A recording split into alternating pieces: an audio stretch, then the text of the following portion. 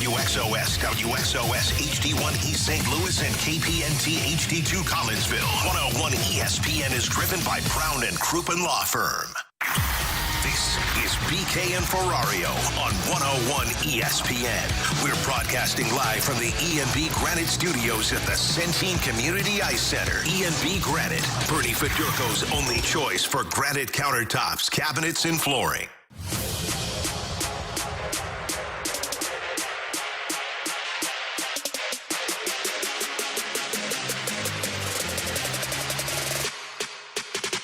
I think right now the mindset has to be that Nolan Arenado is our third baseman until that changes. In terms of like dictating how we divvy up playing time and all that, I think that's where we're going to have to revisit our calculus and get a better understanding of what that looks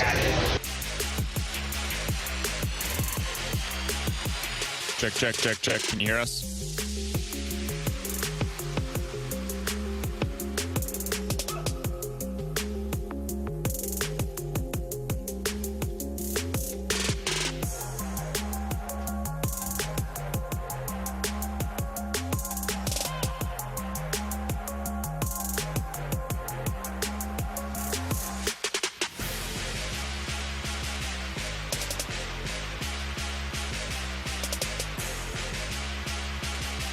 Alongside Tanner Hendrickson, I'm Brandon Kiley. You've got BK and Ferrario here on 101 ESPN.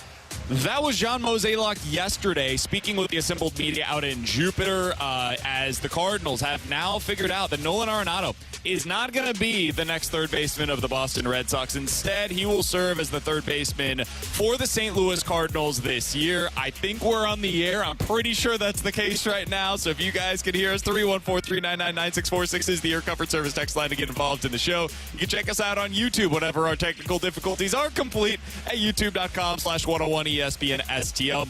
T-Bone, this was something that you had called all along. You said you were skeptical of the Cardinals being able to get anything done with Nolan Arenado.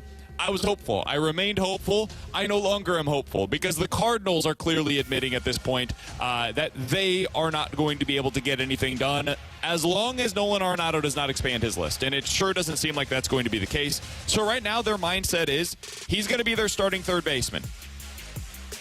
We now, for the first time all offseason, have some amount of clarity on what the Cardinals roster is going to be.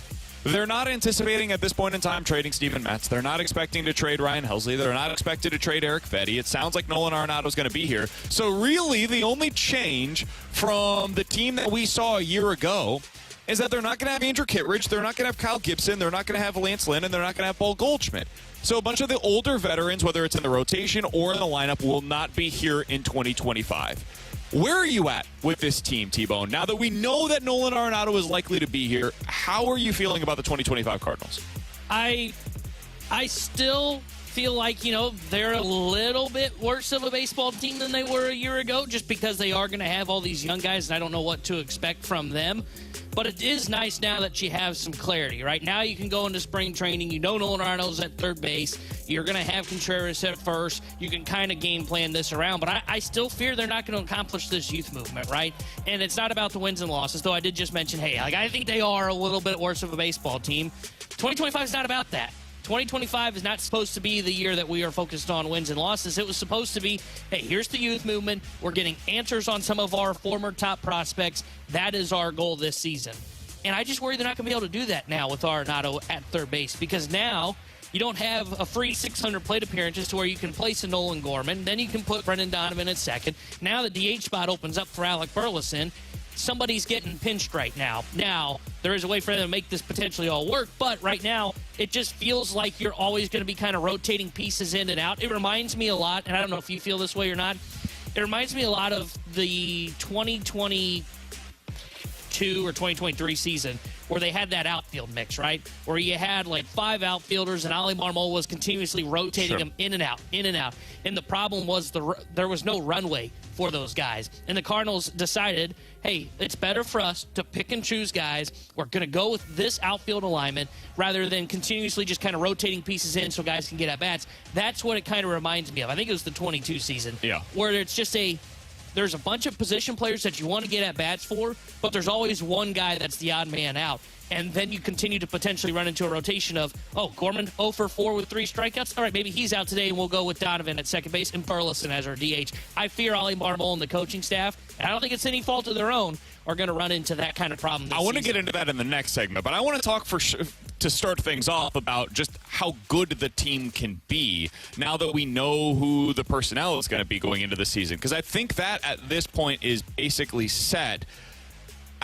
I asked this yesterday on Twitter, are the Cardinals a better or a worse team with Nolan Arenado as a part of it? Forget the youth movement, forget all of that stuff. Just flat out, are they a better team with Arenado or without him? And it's something like 70% of the responses said they are a better team with Nolan Arenado in the starting lineup every day than if he were with the Boston Red Sox or the Houston Astros or whoever else. And I think that's probably right. I do think maybe their ceiling is a little lower, their floor is a little higher, but I think they're probably a better team with Nolan Arenado as a part of it than if he had gone elsewhere. So then it comes back to okay, can they be better than they were a year ago?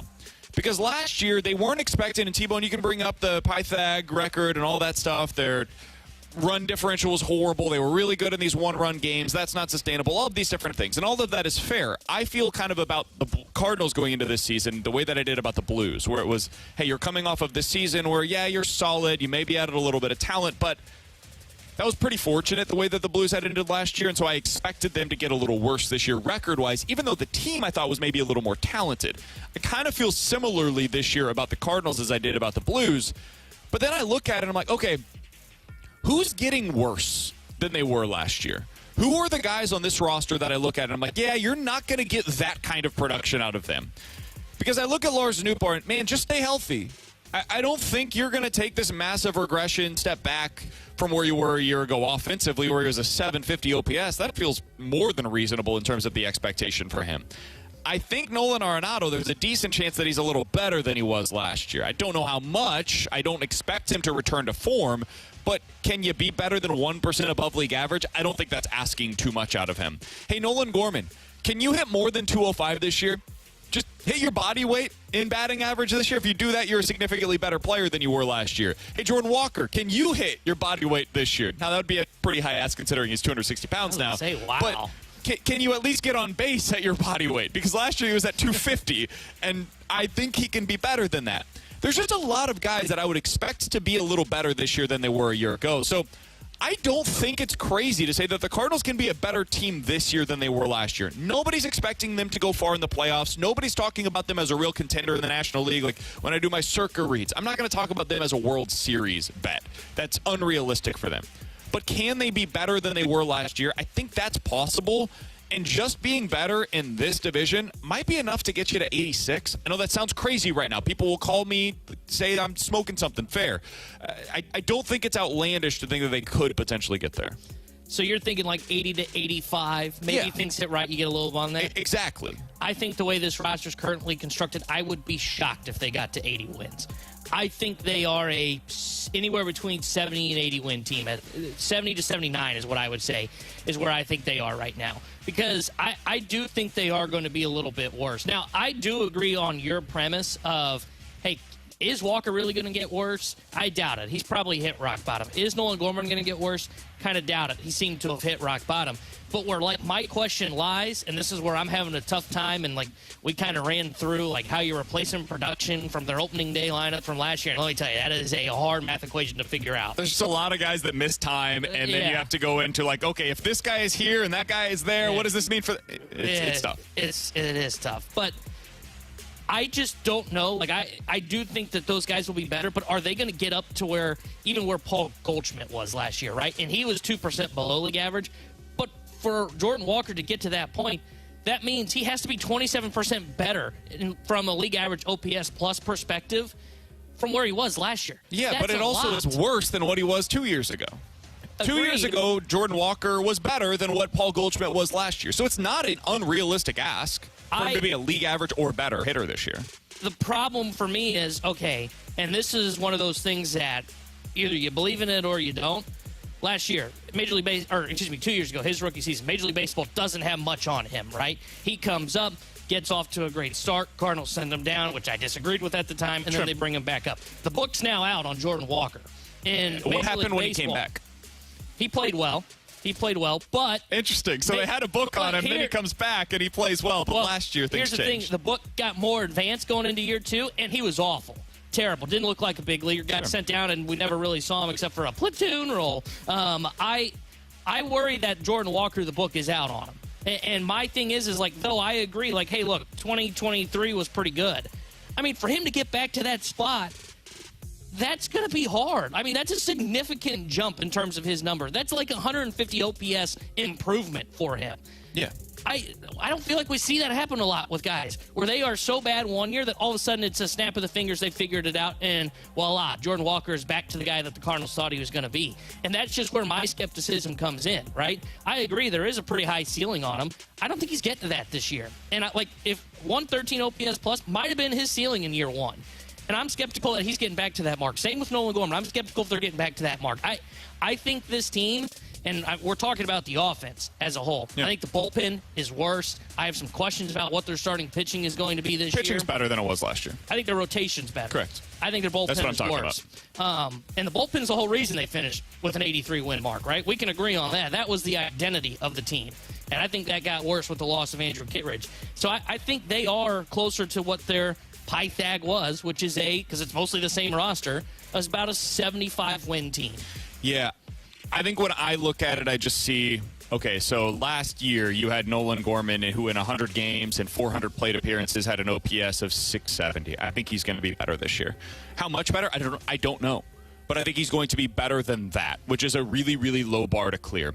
When you look at Michael Ciani and what he gave you in center field, one of the positives about Nolan Arenado being here this year is it might force them into an uncomfortable situation, and I want to talk about this a little bit more in the next segment, but it might force them into an uncomfortable situation where they trade a glove for a bat.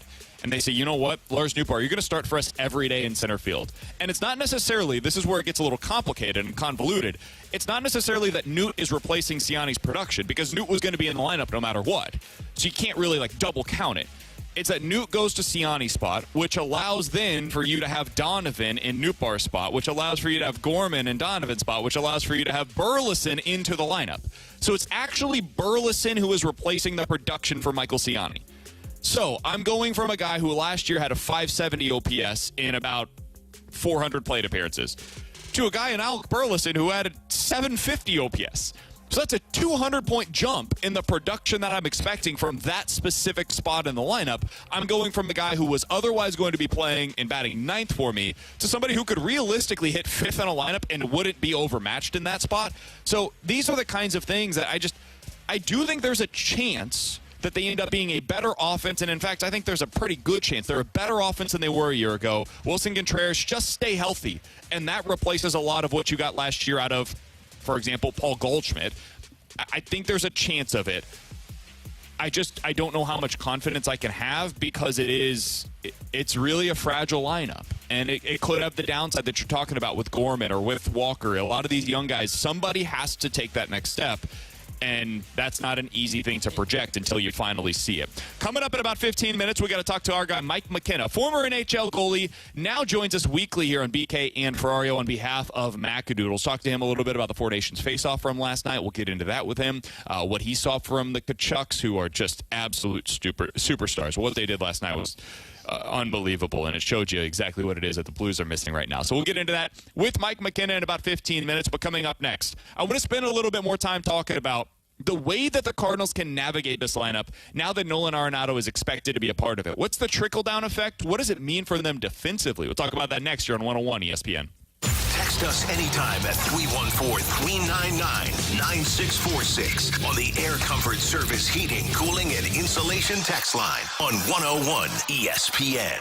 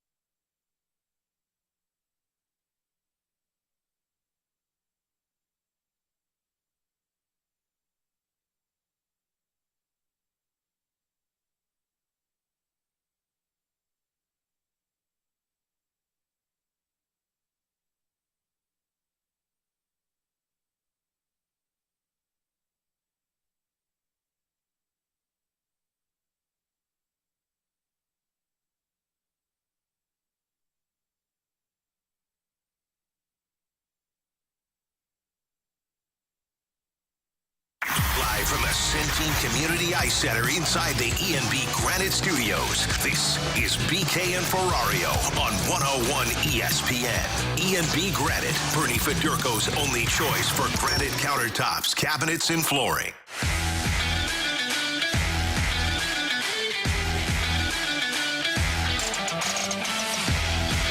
Clearly there was a path, if he wasn't here, that would have been easily to provide X for players. But, I do think the one nice thing about our club is a couple of these guys that we're trying to give permanent at-bats to are versatile. And so that is helpful. That was John Mozeliak talking to the media yesterday. That audio courtesy of Katie Wu. Appreciate her sending that to us here on BK and Ferrario. So, T-Bone, how do the Cardinals make this work? Because we've been talking about it all offseason. If you really want the runway that you're looking for with the young players, the easiest way to do that was by trading Nolan Arenado. And that's why the Cardinals, at least that's part of why they wanted to move him. Some of it was money-wise as well. You could clear $25 million from the books. It made sense for them. And then it also made sense for Nolan Arenado to seek out a true contender as opposed to going through this youth movement that the Cardinals are currently trying to go through. But it also had this trickle-down effect of the young players.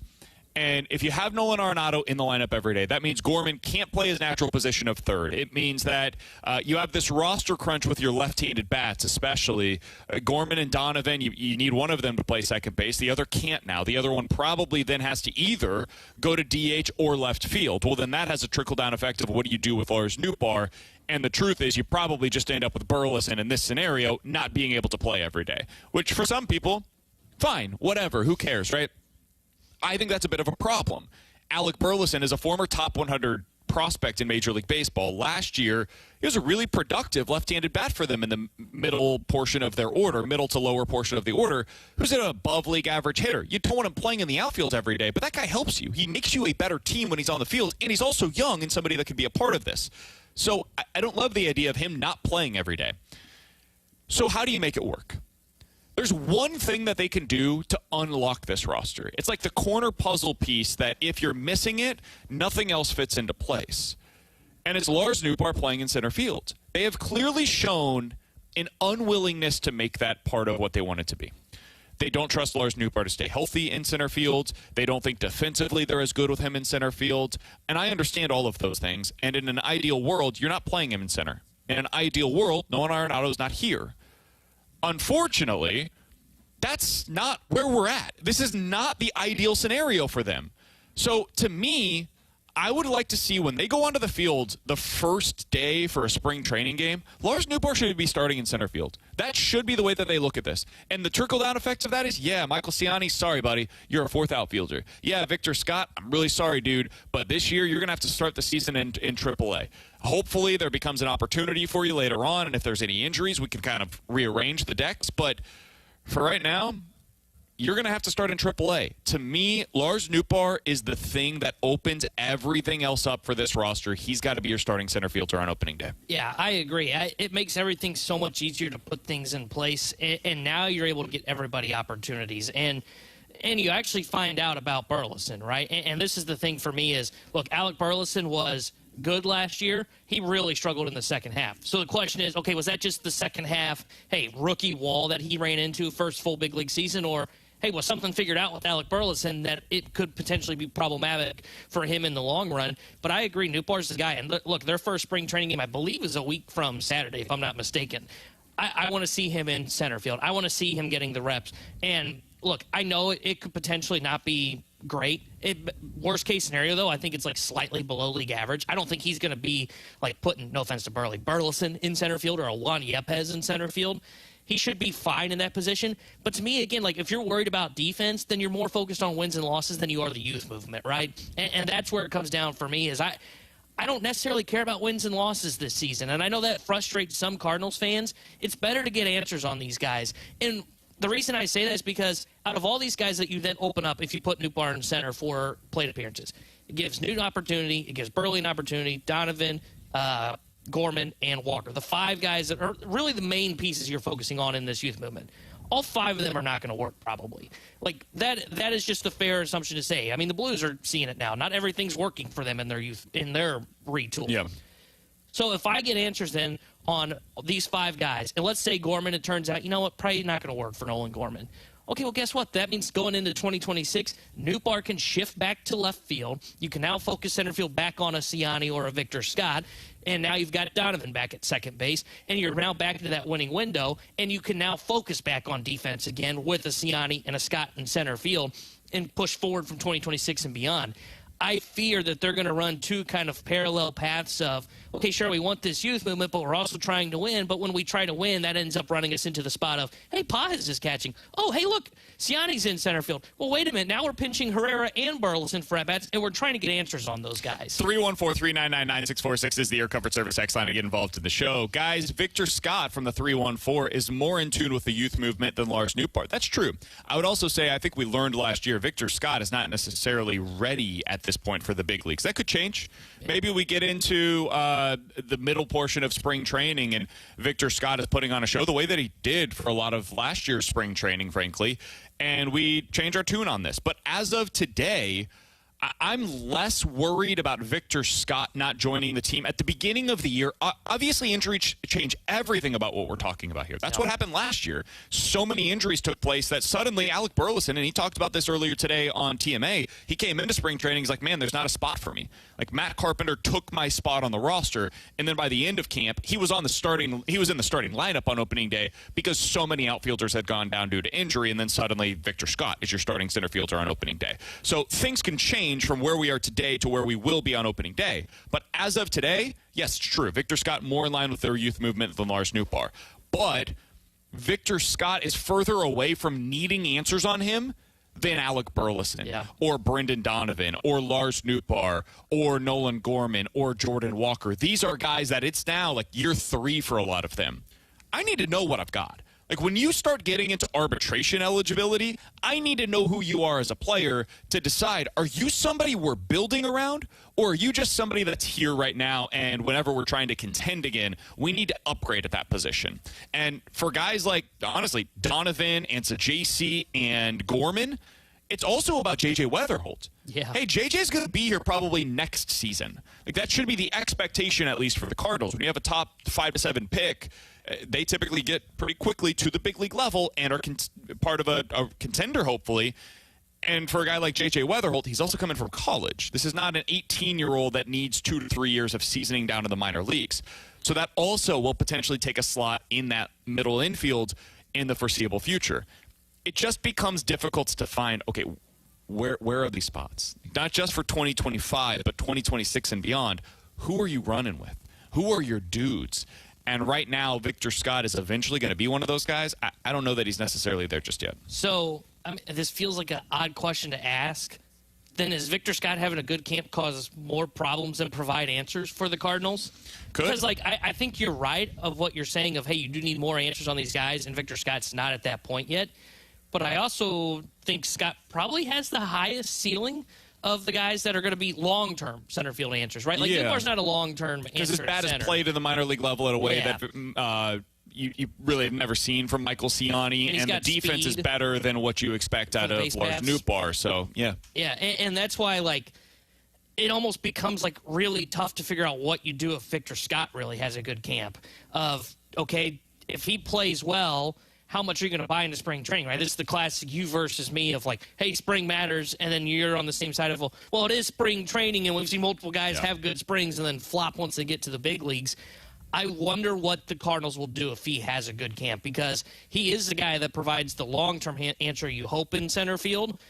But again, to your point, if he's here, now you're once again at another really roster crunch of what you're going to do, because then Nootbaar does have to slot to a corner spot. Now, look, I'm skeptical they're even going to put Nootbaar in center, but Victor Scott would definitely solidify that he gets pushed to a corner for Lars Nootbaar, and now you're back into the spot of, you're right. I mean, once you get to arbitration years, you got to have answers on these guys, because they start to get expensive once they start going through that arbitration process. And they become less valuable via trade. Yeah, because now you start to get expensive, and there's fewer years of control for other teams.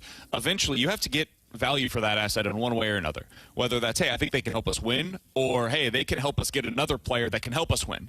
It's got to be one of those two, and the Cardinals far too often have waited. Oh, no, Dylan Carlson is going to be traded for a reliever that we're going to get rid of in a week. Like that's the kind of value that they have been able to extract from these players, and it takes them too long to make decisions.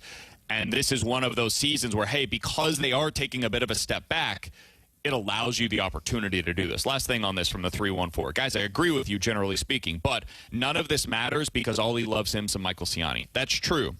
Ollie does really like Michael Ciani. You know who else he likes? He really, really, really likes Alec Burleson's bat. Yeah. So that becomes the decision of what do I like more? What do I value more? Is it more valuable for this team, given the context of it, to have that glove in center field with Michael Ciani, or is it more valuable to have Alec Burleson's bat? Given what we know about where this team's at right now, I think it's more valuable for the bat.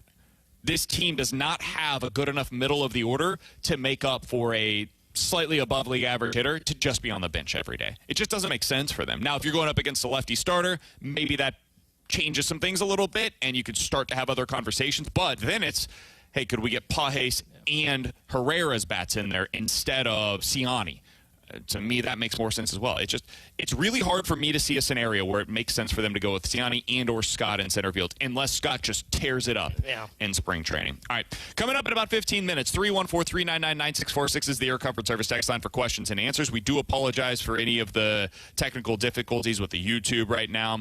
We're hoping to get that thing up. We've got Drew on, and he's our IT guy, so he's going to hopefully get everything ready to go for us sooner rather than later. But you can always check us out on the 101 ESPN app. It is free to use. It is super easy to download for you guys, and that app is presented by Dobbs Tire and Auto Centers. Coming up next, we're going to talk a little bit about Four Nations. What a game last night by the Kachuk brothers. Talk about that with Mike McKenna, former NHL goalie. He joins us each and every week here on BK and Ferrario.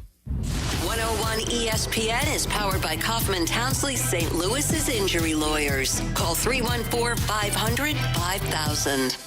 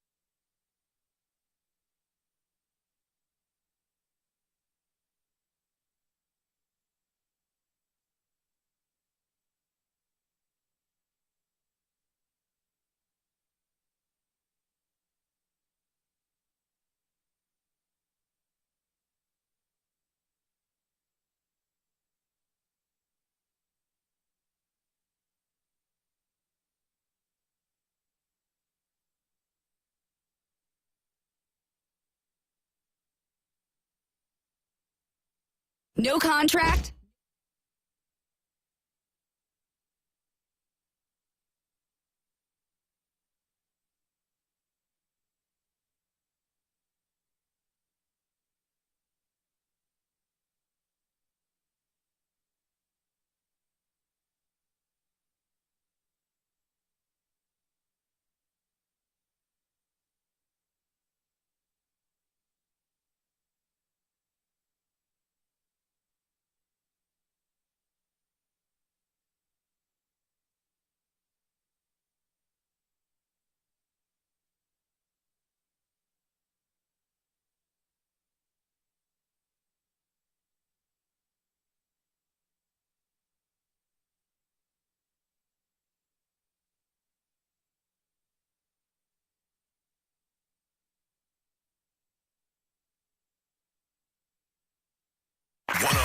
ESPN's Blues Fan of the Week. Congratulations to Joseph Graff from St. Louis, Missouri. He was just named our 101 ESPN Blues Fan of the Week. Submit your pick now to be the next 101 ESPN Blues Fan of the Week and take home a pair of tickets to an upcoming Blues game. Learn more at 101ESPN.com.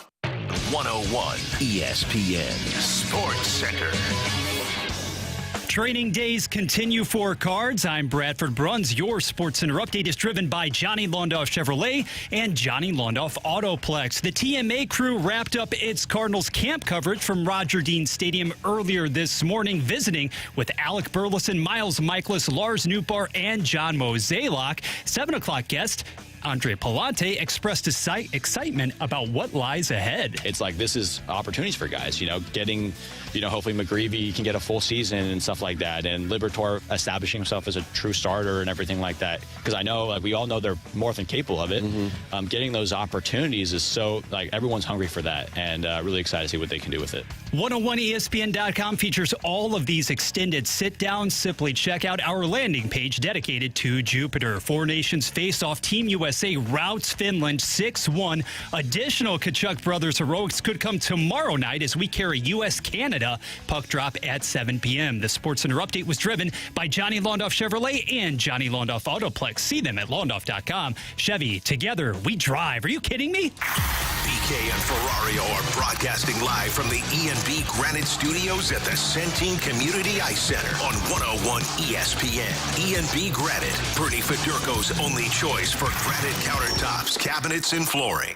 We're going between the pipes with former NHL goaltender Mike McKenna. Mike McKenna.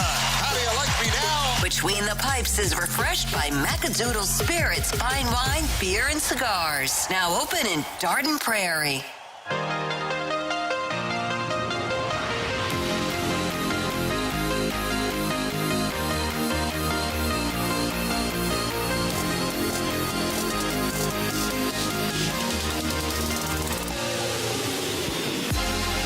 Four Nations face-off break right now in the NHL, which means we have an opportunity to talk it over with our friend, the former former NHL goalie, rather. He's Mike McKenna, joining us as he does each and every week here on BK and Ferrario. Mike, we appreciate the time as always, my friend. How you doing today?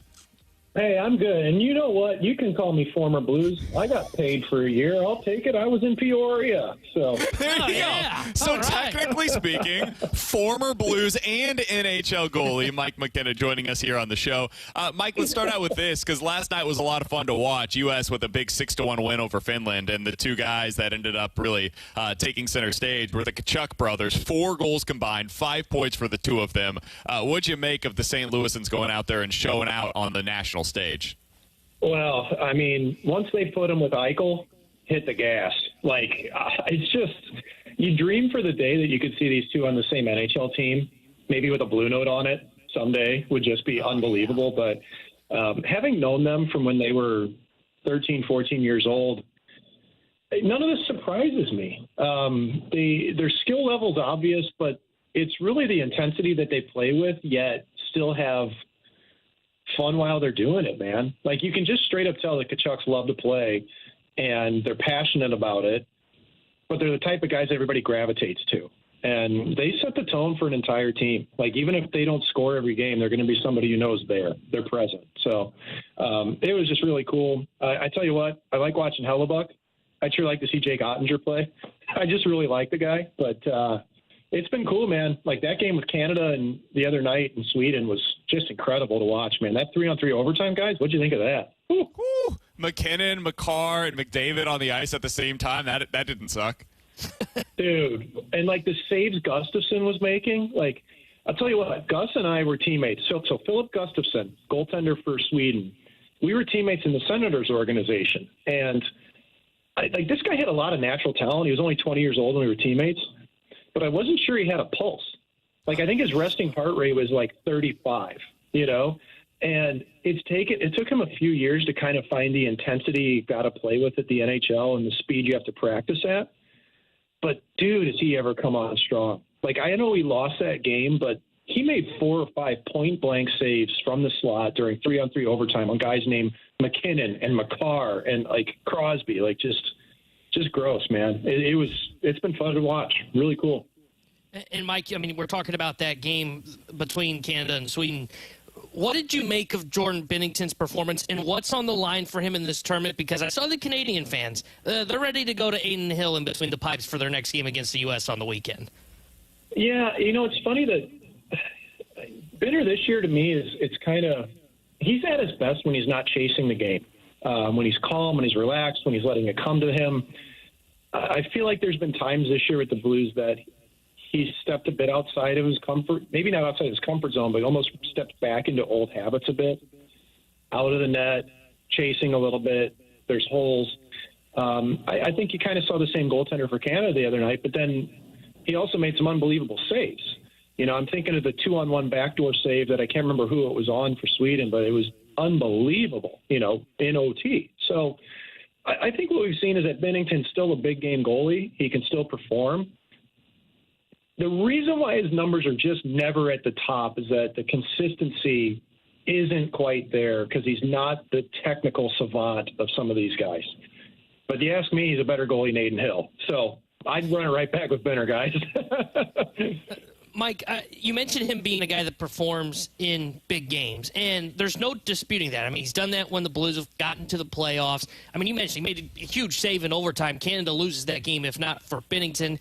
But how do you value a goalie that has inconsistencies in the regular season?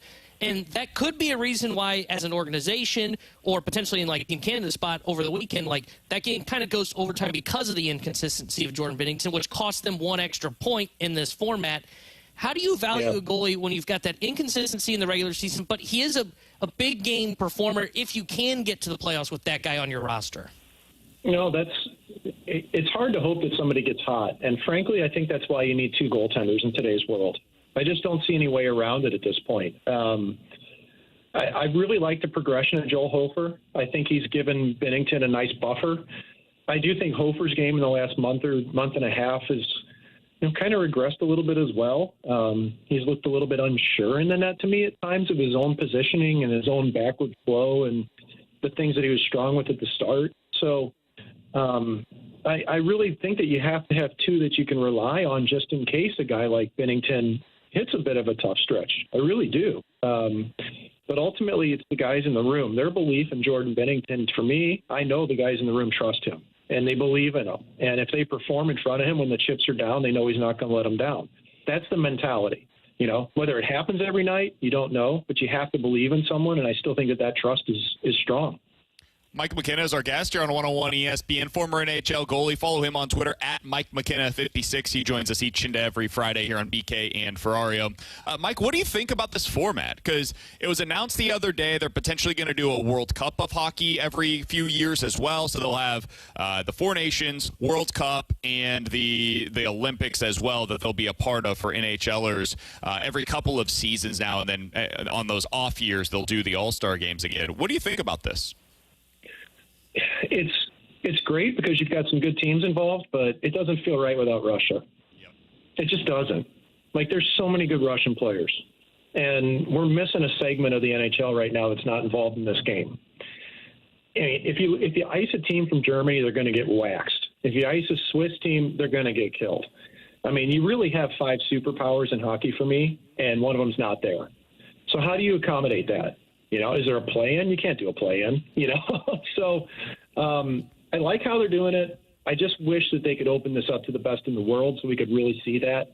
I understand every reason why Russia has been not included, but the competitor in all of us, and especially as players, I tell you what, none of us care about the politics when the pucks drop, man. We want to play best on best. I guarantee every player's thinking the same thing right now. And that's got to be the next thing they do, right? They've just you don't have to necessarily switch the format, but you've just got to include Russia as a part of it. And again, I'm with you. We don't have to get on the political side of things. Geopolitically, that's another thing entirely. But hockey-wise, this isn't the Olympics. You're not trying to make anything grander than it needs to be. It's basically an NHL tournament that you're putting on in the middle of the season. So let's include some of the best players in the world as a part of it.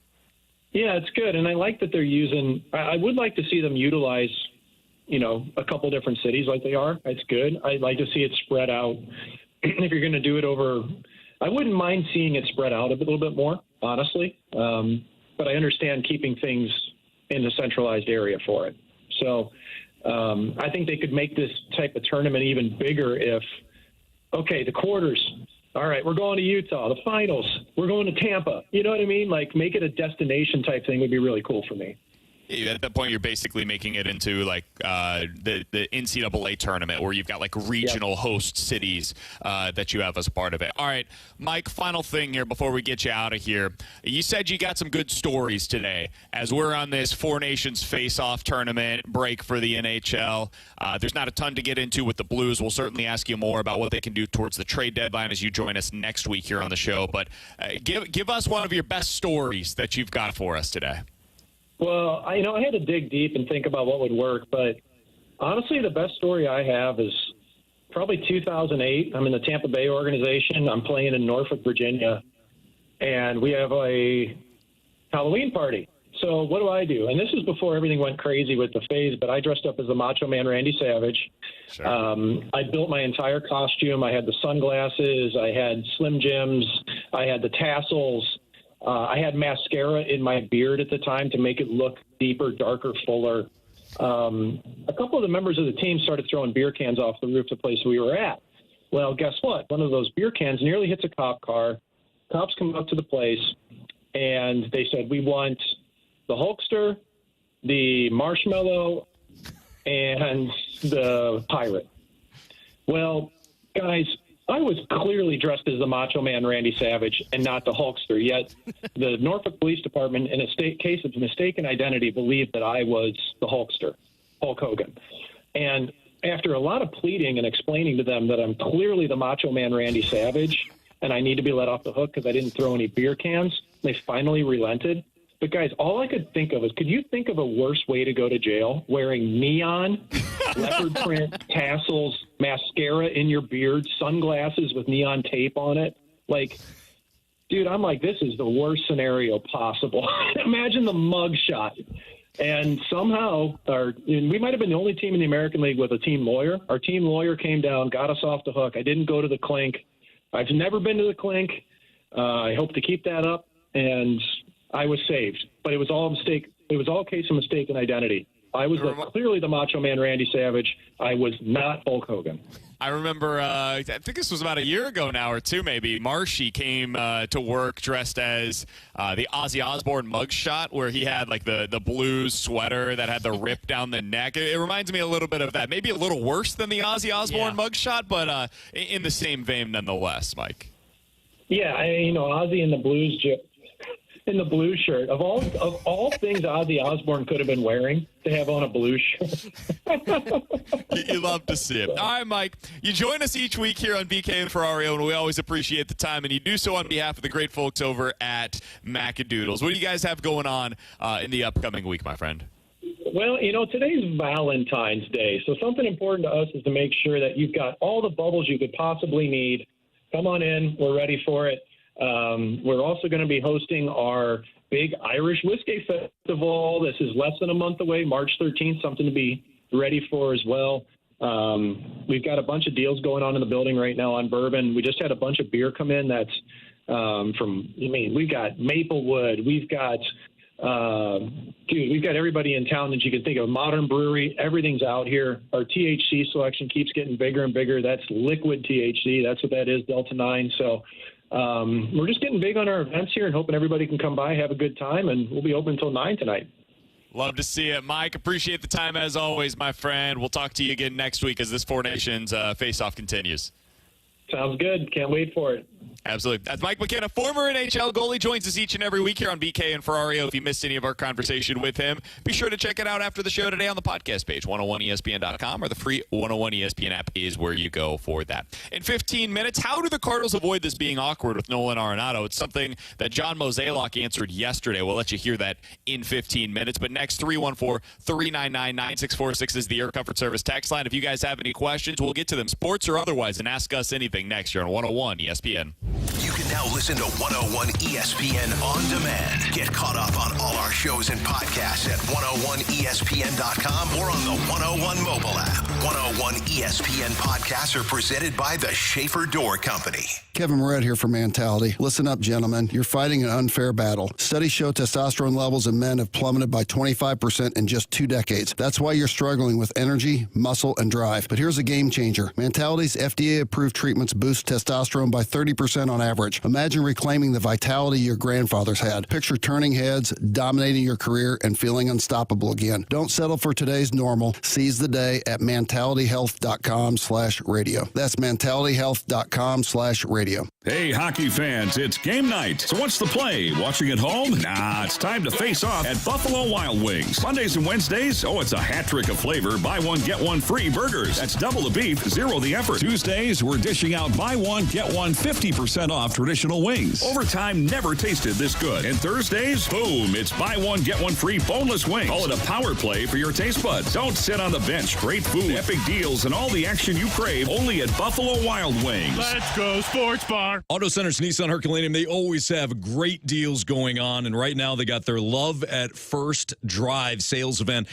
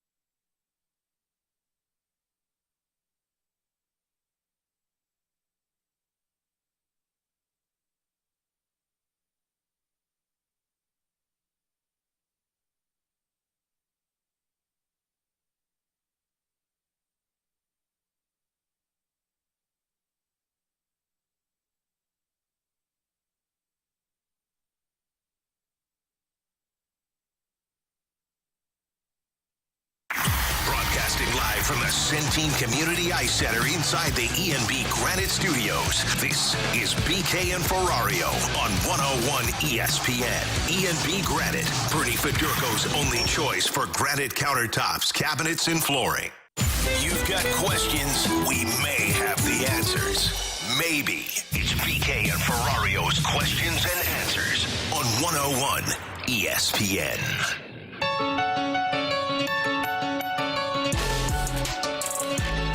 314-399-9646 is the Air Comfort Service text line for Ask Us Anything. If you guys have any questions, sports or otherwise, we'll get them in right now on the Air Comfort Service text line. From the 314, guys, after seeing what Elliot Friedman said today on his podcast, do you believe the Blues are making a big trade? T-Bone, I have not seen the Elliot Friedman podcast for today. I was planning to listen to it after the show. Did I miss something? Is there something big out there that Friedman said that is new and newsworthy? Only thing I heard him say was that, he was asked by his host, hey, what about St. Louis? And his response was, yeah, the Blues are talking with people here at Four Nations, because Army's there, of course, for Team Canada. And then that was all he said. I just saw this. Elliot Friedman said today on the 32 Thoughts podcast, there's a lot of noise around the Blues. He adds that Army has his focus on Team Canada right now, but there's a lot of noise around what the Blues are up to. Everybody is looking at St. Louis, end quote. That's what I heard. Yeah, nothing new from what I heard, because that's the quote that I heard in the podcast. And then he got sidetracked with Brock Nelson, which, fair. But We knew all that kind of stuff. We know Army's talking with people right now because he wants to make a significant change. Okay, everybody looking at St. Louis makes sense. They should be. There's probably no other team that has more quality players available, potentially at least, than the Blues do. I mean, if you think about it, just in a theoretical sense, the following Blues players could, again, in theory, be moved at this year's trade deadline. Pavel Buchnevich, Matthew Joseph, Braden Shin, Oscar Sundqvist, Zach Bolduc, Radek Faksa, Justin Falk, Ryan Suter, Nick Leddy, Ryan Suter. That's a ton of players that could potentially be available. It's a clearinghouse of, if you need a player, we have somebody that probably fits the bill for what you're looking for right now. And if you wanted to really make like some kind of a blockbuster move at the deadline, there's probably other guys that I could involve in those negotiations as well. I think those are more likely to happen in the offseason than at the trade deadline. But sure, all eyes should be on the St. Louis Blues because they are one of the very few teams, maybe the only team in the NHL, that has that kind of capital potentially available this year at the trade deadline. So it makes sense to me. It does not mean that it's more likely or less likely to happen than it was 24 hours ago. But yeah, I guess the news is here that executives agree with us that the Blues are a really compelling team as we get closer to the trade deadline to find out what Doug Armstrong wants to do. And to your point, maybe some of those deals, like Booch, who you mentioned, who's got term, Shen, who's got term, Falk, who's got term. Some of these deals may not happen at the trade deadline, but we've heard multiple times in different sports. We've heard this in baseball, hockey, where, hey, conversations start at the trade deadline, but once you get to the offseason, these guys that have term, that's when those conversations are kind of building blocks at the deadline, but really pick up in the offseason. So I wouldn't be shocked if you hear this kind of reporting, I guess is what I would call it, of, hey, a lot of teams are circling around the Blues. Yeah, I expect that at the deadline. I also expect we're going to hear that once we get to the offseason, because I can tell you Doug Armstrong's going to be wanting to make a bunch of changes. All right, from the 314, am I the only one that thinks that the Cardinals should have traded Brendan Donovan in the offseason? Hear me out, but by the time we're good, he will be in his mid-30s, early to mid-30s. I just don't get it. I guess I feel like we could have had a lot for him via a trade, and instead they've got him on a team that is not expected to do much this year. I get it to a degree. Brendan Donovan is a really valuable piece. He is somebody that if you made him available at the trade deadline or made him available during the offseason could get you quite a bit, I would have to imagine.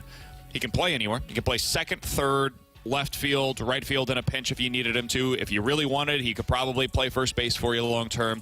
And in a pinch, he can play shortstop for you for a few days, not an extended period of time. That's a valuable player.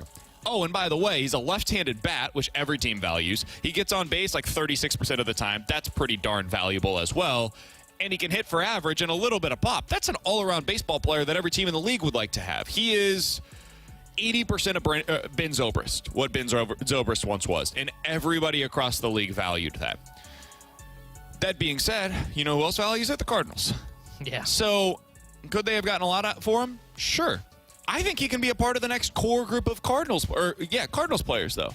So I wouldn't have traded him. I understand why they decided to keep Brendan Donovan. When you're good again, you need good players. Not just stars, but you need the connective tissue of the roster, and I think Brendan Donovan is a big part of that. Yeah, I agree with everything that you said, and I get to an extent of, hey, he'll be in his 30s by the time we're good again.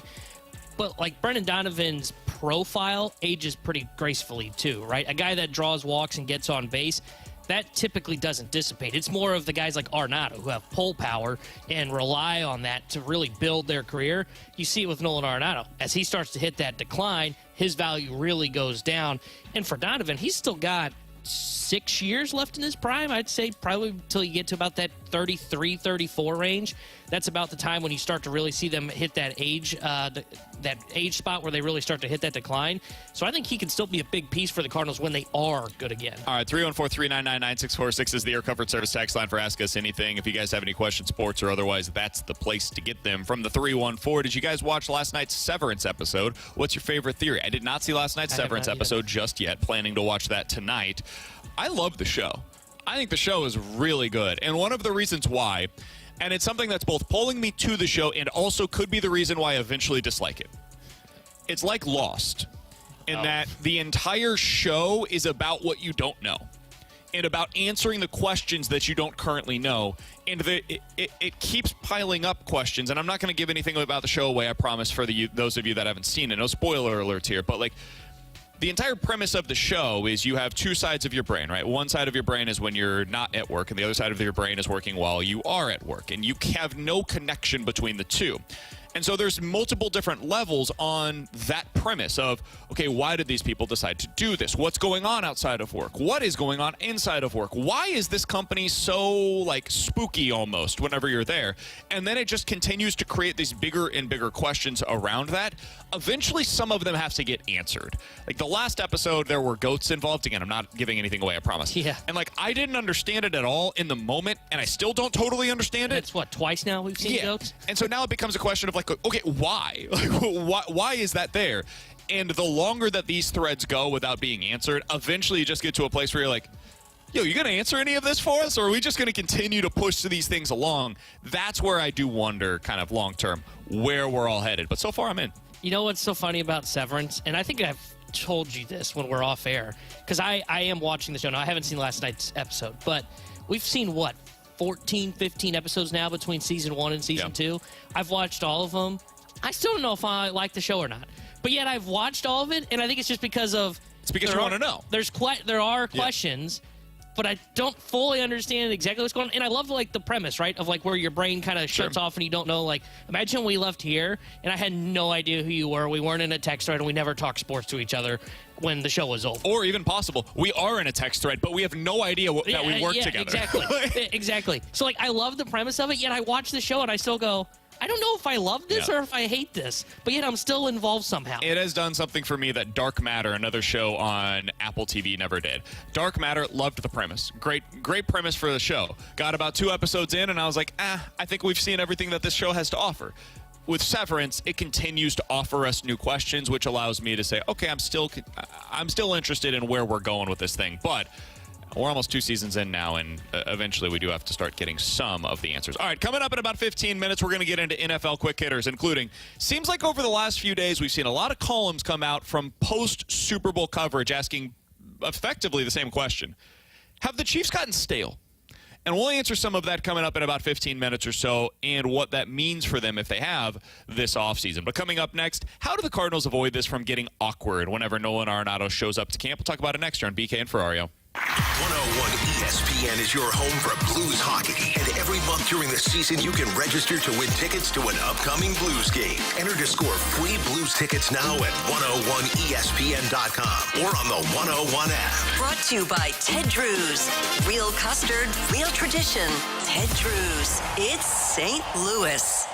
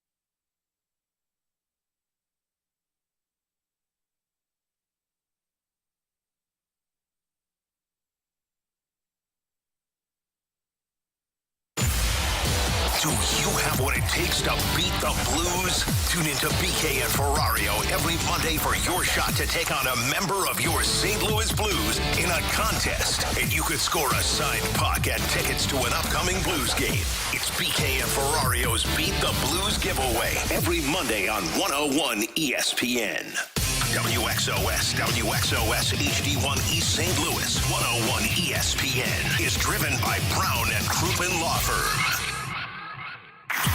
This is BK and Ferrario on 101 ESPN.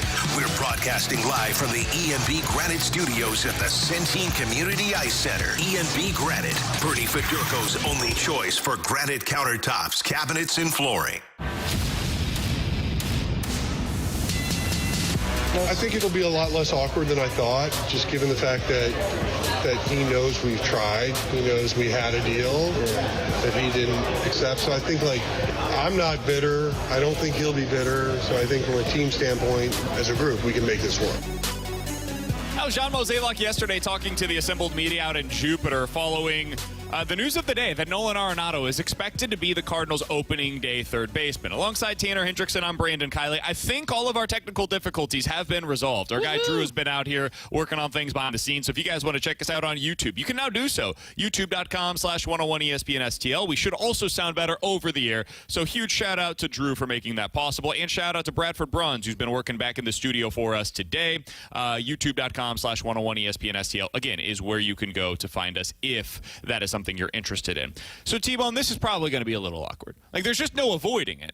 All offseason, John Mozeliak, the president of baseball operations, when asked about what the Cardinals' priorities are this offseason, said priority 1, 2, and 3 is to trade Nolan Arenado.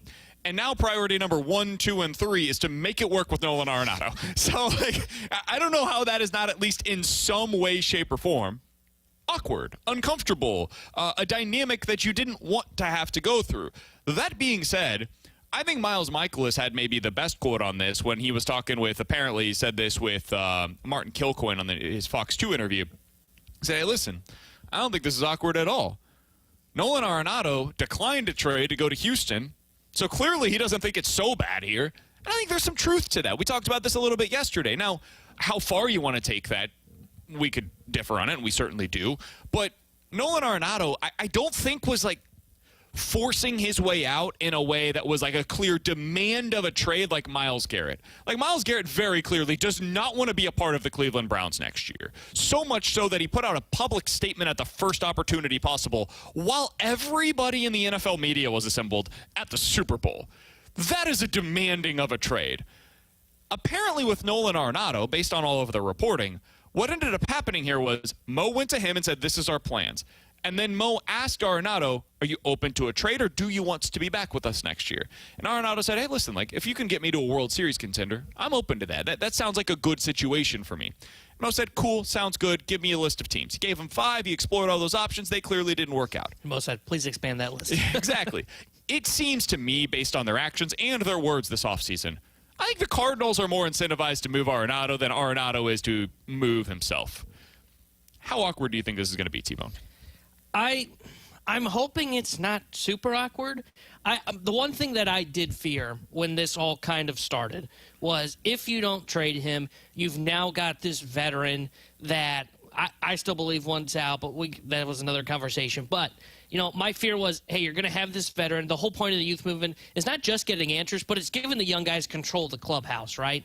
And my fear originally, when I first thought of way back when we heard the reports of first that Arenado could be moved was, man, if you don't move him, now you've got this veteran that's kind of in with all these young kids that are kind of taking over the clubhouse around him. And remember when Arenado said, I think it was 2 years ago during the 22 season, then it really happened in that 23 offseason, and they brought in Carpenter and Crawford as, hey, we're too young in here. We're too young of a baseball team. We need more veterans. And that was the whole point.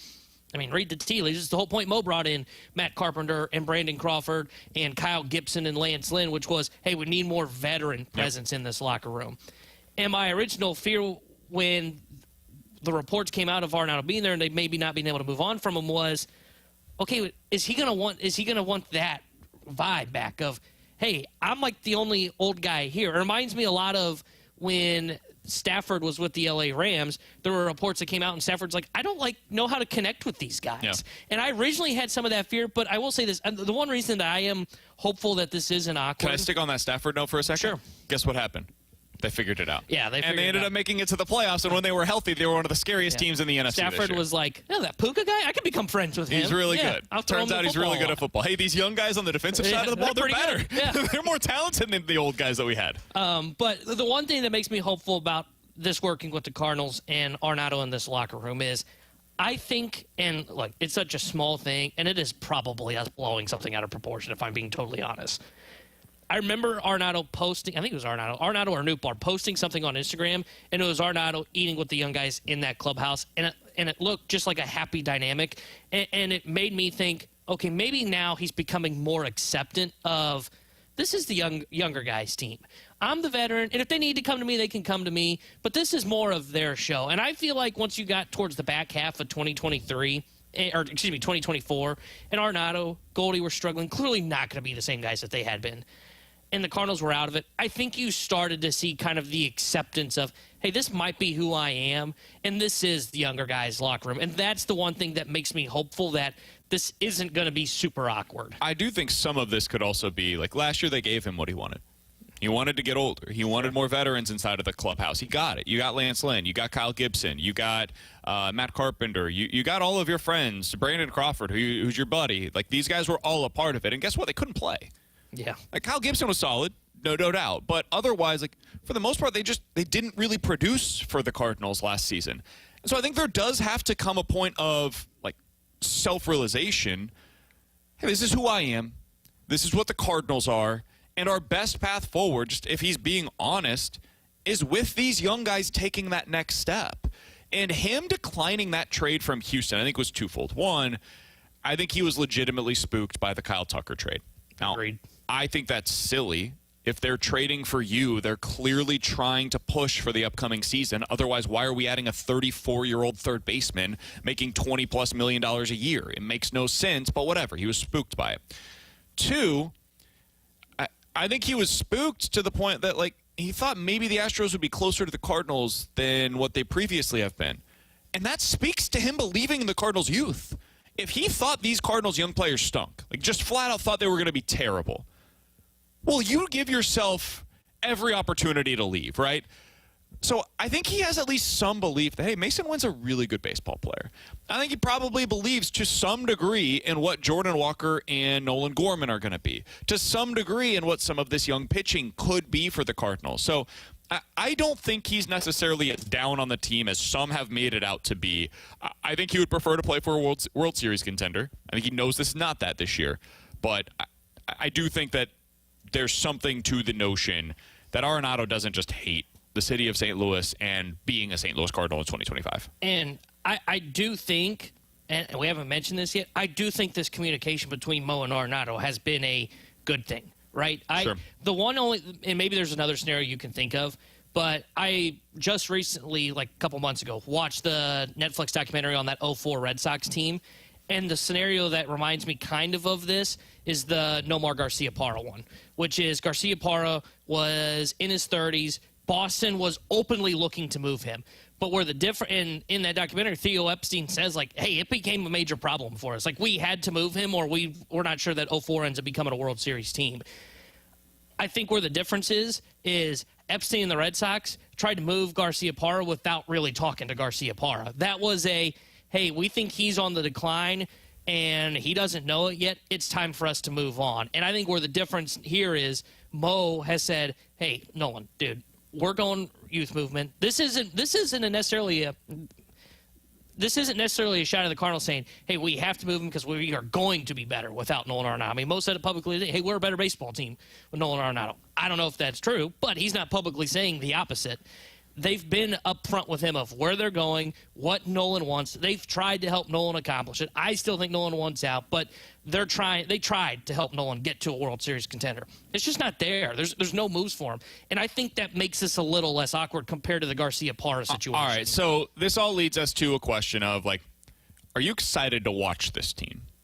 And I think for most people, the answer is no, and I don't blame you for that. And I would say probably for this texter, the answer is definitive no. From the 573. Guys, we were told that the Cardinals were going to retool the Major League roster, yet the only significant move was letting Goalie walk. I would add, in addition to that, they let Lance Lynn walk, they let Kyle Gibson walk, and they let Andrew Kittredge walk. But sure, yes, that's the only real significant move. Miles, Nolan, and Wilson are all a year older and all have big money contracts that are all still here. What exactly are the Cardinals doing? I think that's a totally fair read. I'm not going to completely push back against that. My personal perspective on this is I think they should have traded Eric Fetty. That's my starting point. I would have liked to have seen them find a landing spot for Nolan Arenado. I think they tried really hard. They literally had a deal in place to send him to Houston, and he decided to decline. I don't know what more the Cardinals necessarily could have done there. Would I like the ownership to be more willing to eat some of the money? Sure. I think at this point, it's possible that other teams just aren't interested in making that move right now, so whatever. It is what it is. Other than that, though, I didn't hate the way that they approached Ryan Helsley this offseason. I thought it was smart. I know people will push back against that. That's fair. Reasonable minds can disagree. Ryan Helsley is going to have more value at the deadline than he had in the offseason as long as he's healthy and pitching well. Fair caveats, but important. I think that you want to find out what these young guys are going to do, and I think you still have the ability to do that so long as they do what we said in the first segment today, which is play Lars Nootbaar in center field. You got basically the same runway for everybody else, but it requires you to get a little uncomfortable with Newt in center. I think this team could be okay. And I prefer when teams don't tear everything down to the studs. There's no reason to do that. Man, Miles Mikolas has 1 year left on his contract. Go let him throw some innings this year for you, stabilize the rotation, be one of your 5 starters all year long, and let him walk after the season. That's fine, whatever. It's not really harming you in any significant way. I kind of like the fact that they can build from the back in with Ryan Helsley as their closer to start out the season. Don't get somebody to have their teeth kicked in as a closer where it's the highest possible leverage spots. Hey, let these guys grow into what their roles are going to be in the bullpen, because beyond Ryan Helsley, I have no idea who's fitting into what role going into this season. I think it's okay to not have Nolan Gorman and Jordan Walker locked in as your 3-4 hitters going into the opening day this year, and have Wilson Contreras be one of those guys. So I don't think all of this is just like a complete disaster, the way they've gone about it. I think the Nolan thing is just so clearly and so obviously a mistake and a misstep by the organization that it kind of blends into everything else that's happened thus far. And it feels weird that they have added nobody via their roster, and they haven't really removed the kind of players that we expected them to. So it's just more weird than it is, in my opinion, problematic. I tend to agree with that. One thing that is really making me question, I mean, you mentioned, right, you don't like it when teams tear it down to the studs. Yep. I think the one problem that can really happen with a retool is I think he end up getting stuck. And I mean, but do you have that sense here? I think so. Because some of their contracts are like coming off of the books very soon. Like Michael is coming off the books very soon. I don't know, like, and what changes this for the Cardinals is the whole revenue situation, right? Sure. Like, if you told me, like, I could guarantee the Cardinals' payroll in 2 years will be what it was last year, which was, what, 175, 180. Yeah, somewhere in that range, then I would say, okay, yeah, maybe then it does change and you probably aren't more in a retail. This is almost more of just a kind of stabilizing, if anything else. Problem is, I don't know if they're going to do that. There's so many uncertainty questions surrounding them with what is a very important aspect of building a baseball team, which is payroll. And that's why I am a little skeptical of what is happening right now. And maybe it is more of just that weird thing is coming off me, because my lifetime, I've never seen something like this with the Cardinals. I've always been used to them just pushing in free agency. My fear, and I think St. Louis is going to be ground zero for this kind of testing site in both the NHL and now here in baseball, is can retools be done successfully in a quick 3-year to 5-year period? Because the Blues right now feel stuck in year 2.5 or 3. Who do you think is more stuck currently? I think the Blues. I do too. I don't think it's even close. But what's weird is I think the Cardinals are closer to teetering on rebuild than being more stuck, if that makes sense. I think so, but I think that goes back to the contracts. Like, the part of why the Blues are stuck is because of the contracts. Part of why the Blues feel less likely to go through a true rebuild is because of those same contracts, right? Yeah. Whereas with the Cardinals, like, I don't think they're close to necessarily. Being stuck would be Miles Mikolas has another 3 years left on his contract. Steven Matz has another 3 years left on his contract. Ryan Helsley has another 3 years left on his contract. A big money. They had re-signed him to like a 5-year, $100 million contract or something like that. Those don't exist. This year, those 4 players that I just mentioned are going to give you $50 million in relief in salary. So you go beyond that. Like, you could probably trade one of Sonny Gray, Nolan Arenado, or Wilson Contreras going after next offseason. And that, again, gives you another like $30 million depending on which guy you're ending up moving. So I think the Cardinals have the ability to pivot really, really quickly, and they have the capital to be able to do so, whereas the Blues, they are in a really tough spot. I don't know what their pivot looks like. It's just a little easier to see that with the Cardinals right now. And I guess what I should have said was, the Cardinals, it feels like the Cardinals have been stuck for the last 2 years, right?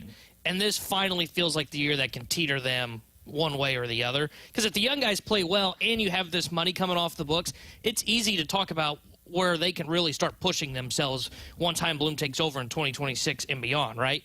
It also shows of hey, this money comes off the books and these young guys don't hit. Sure, I mentioned this before. Now, that's everybody. Now That's every team in Major League Baseball. You're in a rebuild, though, is what I'm saying. And that's where I think this retool idea that's going on, I kind of like that you don't tear down the sets. I also feel like you just continue to get stuck with middling draft picks. I mean, they got a top 5 pick this year. Yeah, they didn't get a middling draft pick. The Blues are the one that's getting the middling draft pick. Final thing here from the 618. Guys, the Blues prospects are absolutely loaded, though. The Cardinal system is horrible. Just not true. Just not true. Flat out not accurate. The Blues have J.J. Weatherholt, who's higher rated as a prospect than anybody currently in the Blue system. And they also have Quinn Matthews, who's very close to the big league roster and could potentially help them, which is basically their equivalent of Jimmy Snuggerud, for example.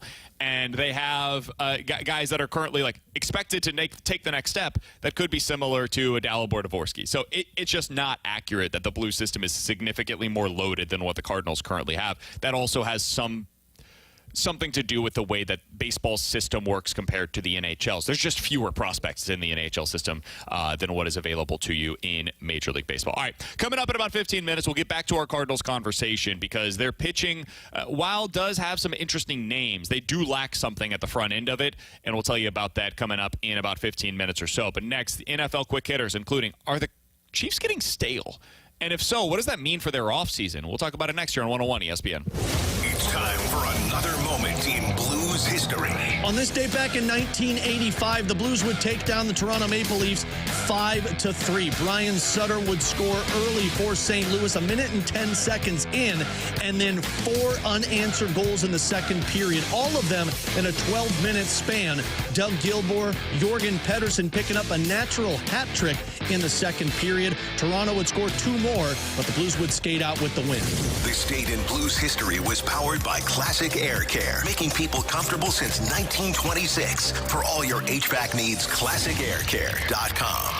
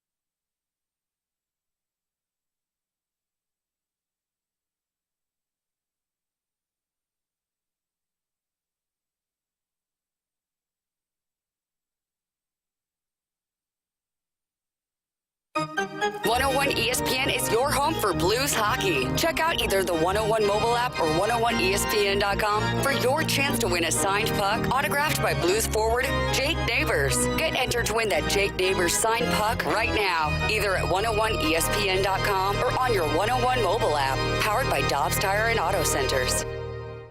Live from the Centene Community Ice Center inside the E&B Granite Studios, this is BK and Ferrario on 101 ESPN. E&B Granite, Bernie Federko's only choice for granite countertops, cabinets, and flooring.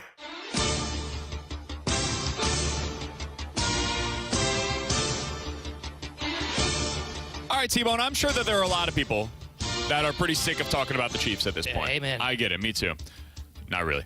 So I do want to get into one thing, though, as we get into some NFL quick hitters. Hopefully we'll be basically done with our Super Bowl coverage at this point. But there's a few different pieces that have come out kind of trickling in over the last few days as the post-Super Bowl conversation continues. And some of them have had some strange comments from the Chiefs coaches. One of them was from the Chiefs passing game coordinator, who basically said, I'm paraphrasing here, yeah, I'm actually terrified of not getting enough out of Patrick Mahomes. Like every game that we go into, I'm terrified that we don't have enough in there in the game plan to get the best version of Mahomes out there. So some Chiefs fans are like, oh, they're terrified to coach Mahomes. I didn't make too much of that quote. This one that I saw today, though, that came out in a new piece, I think this was from Sports Illustrated, this one's weird. Before the game, a Chiefs coach told me that media members had been asking him if the Super Bowl ever got old. He bluntly told me, quote, it does, end quote.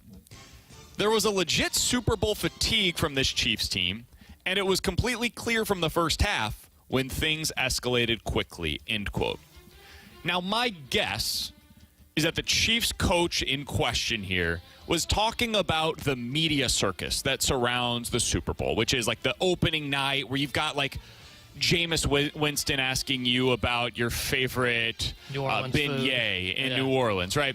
That kind of stuff. Or when you've got the random reporter from New York that's in there that's like, hey, what's it like to get a Christmas card for the refs? Like that stuff can be super annoying. And when it's your first time, maybe it doesn't really hit that way. But when you've gone there 5 out of the last 6 years, it can. It is still a weird quote, though.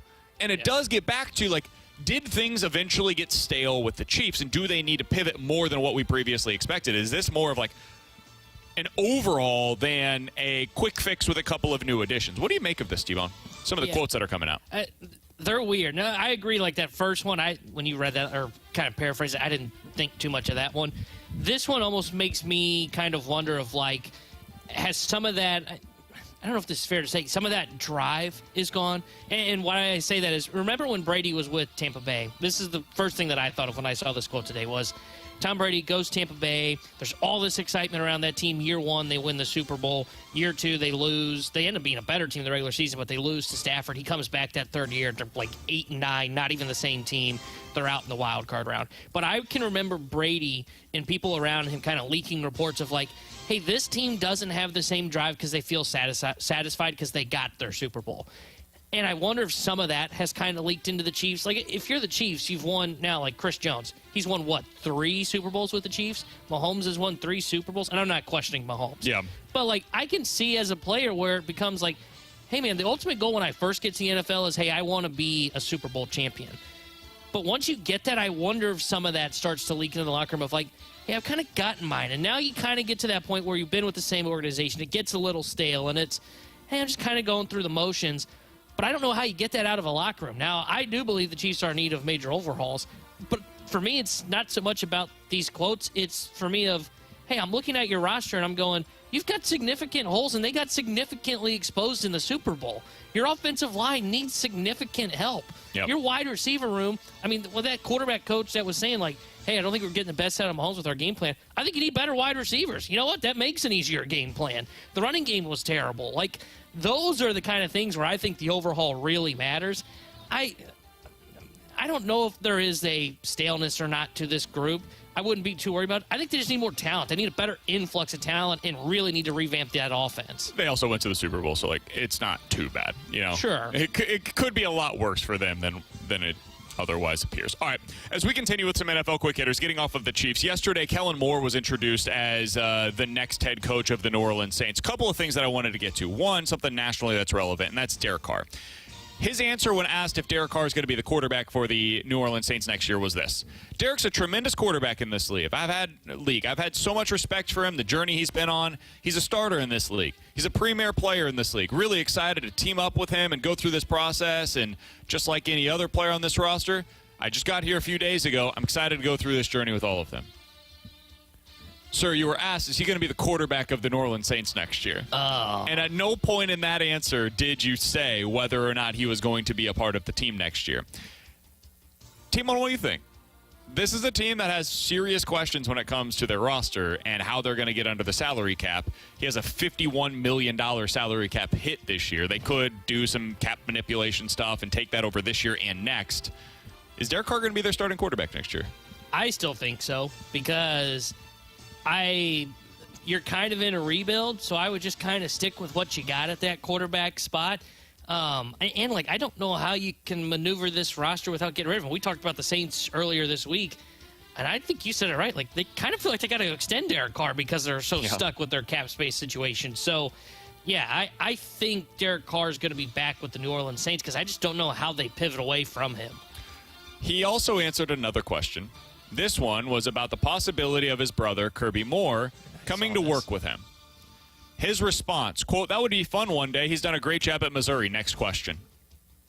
That was it. Now, everything else, he gave pretty long answers to. Now, Kellen Moore said he's mastered the art of saying a lot of words while saying nothing of Good note. PR practice there. This was one where it was like, okay, he's clearly hiding something close to the vest, but I don't know what it is. It could be that they don't want to work together, or it could be that Kellen Moore is going to be named, or excuse me, Kirby Moore is going to be named the next offensive coordinator for the New Orleans Saints like a week from now. I don't know which one it is. What'd you make of that quote, T-Bone? Yeah, when I first saw that, my initial reaction was, okay, I think Kirby Moore is going to be hired by the Saints. I mean, him saying, like, it would be fun to work with my brother one day, and then saying he's done a good job at Mizzou, to me that was like, hey, wink, wink, nod, nod. Bro, let's do this. Yeah. So when I saw it, my reaction was, okay, so Mizzou needs a new offensive coordinator. My reaction was the opposite. My reaction was, okay, I don't think he's going to be hiring Kirby Moore, and he just didn't want to say anything of note. So we'll see. We'll see what comes out of that. It is a big storyline for the Missouri Tigers on who their offensive coordinator is going to be next year and whether or not Kirby's leaving because it's so late in the process. Yeah. I mean, we see Ohio State making these hires right now, but the hires aren't particularly awe-inspiring. Like, these are not guys that you would want necessarily to be your next defensive coordinator with Matt Patricia taking over at Ohio State, and that's Ohio State. And their OC is somebody that's never called plays before. Yeah, if I'm not so mistaken. this is going to be an interesting spot for Mizzou if they end up having to go down that route. That being said, I would imagine this isn't going to take anybody by surprise there, more so than it will us on the outside looking in. My guess is Kirby has talked with Drink one way or the other and let him know, hey, this is kind of what things are going to be looking like. All right, with Tanner Hendrickson and Bradford Bruns, I'm Brandon Kiley. You're listening to BK and Ferrario here on 101 ESPN. In about 15 minutes, we're going to dive into the junk drawer. But next, what is your single biggest reservation about the 2025 Cardinals? Talk about that next year on 101 ESPN. 101 ESPN is powered by Kaufman Townsley St. Louis's injury lawyers. Call 314-500-5000.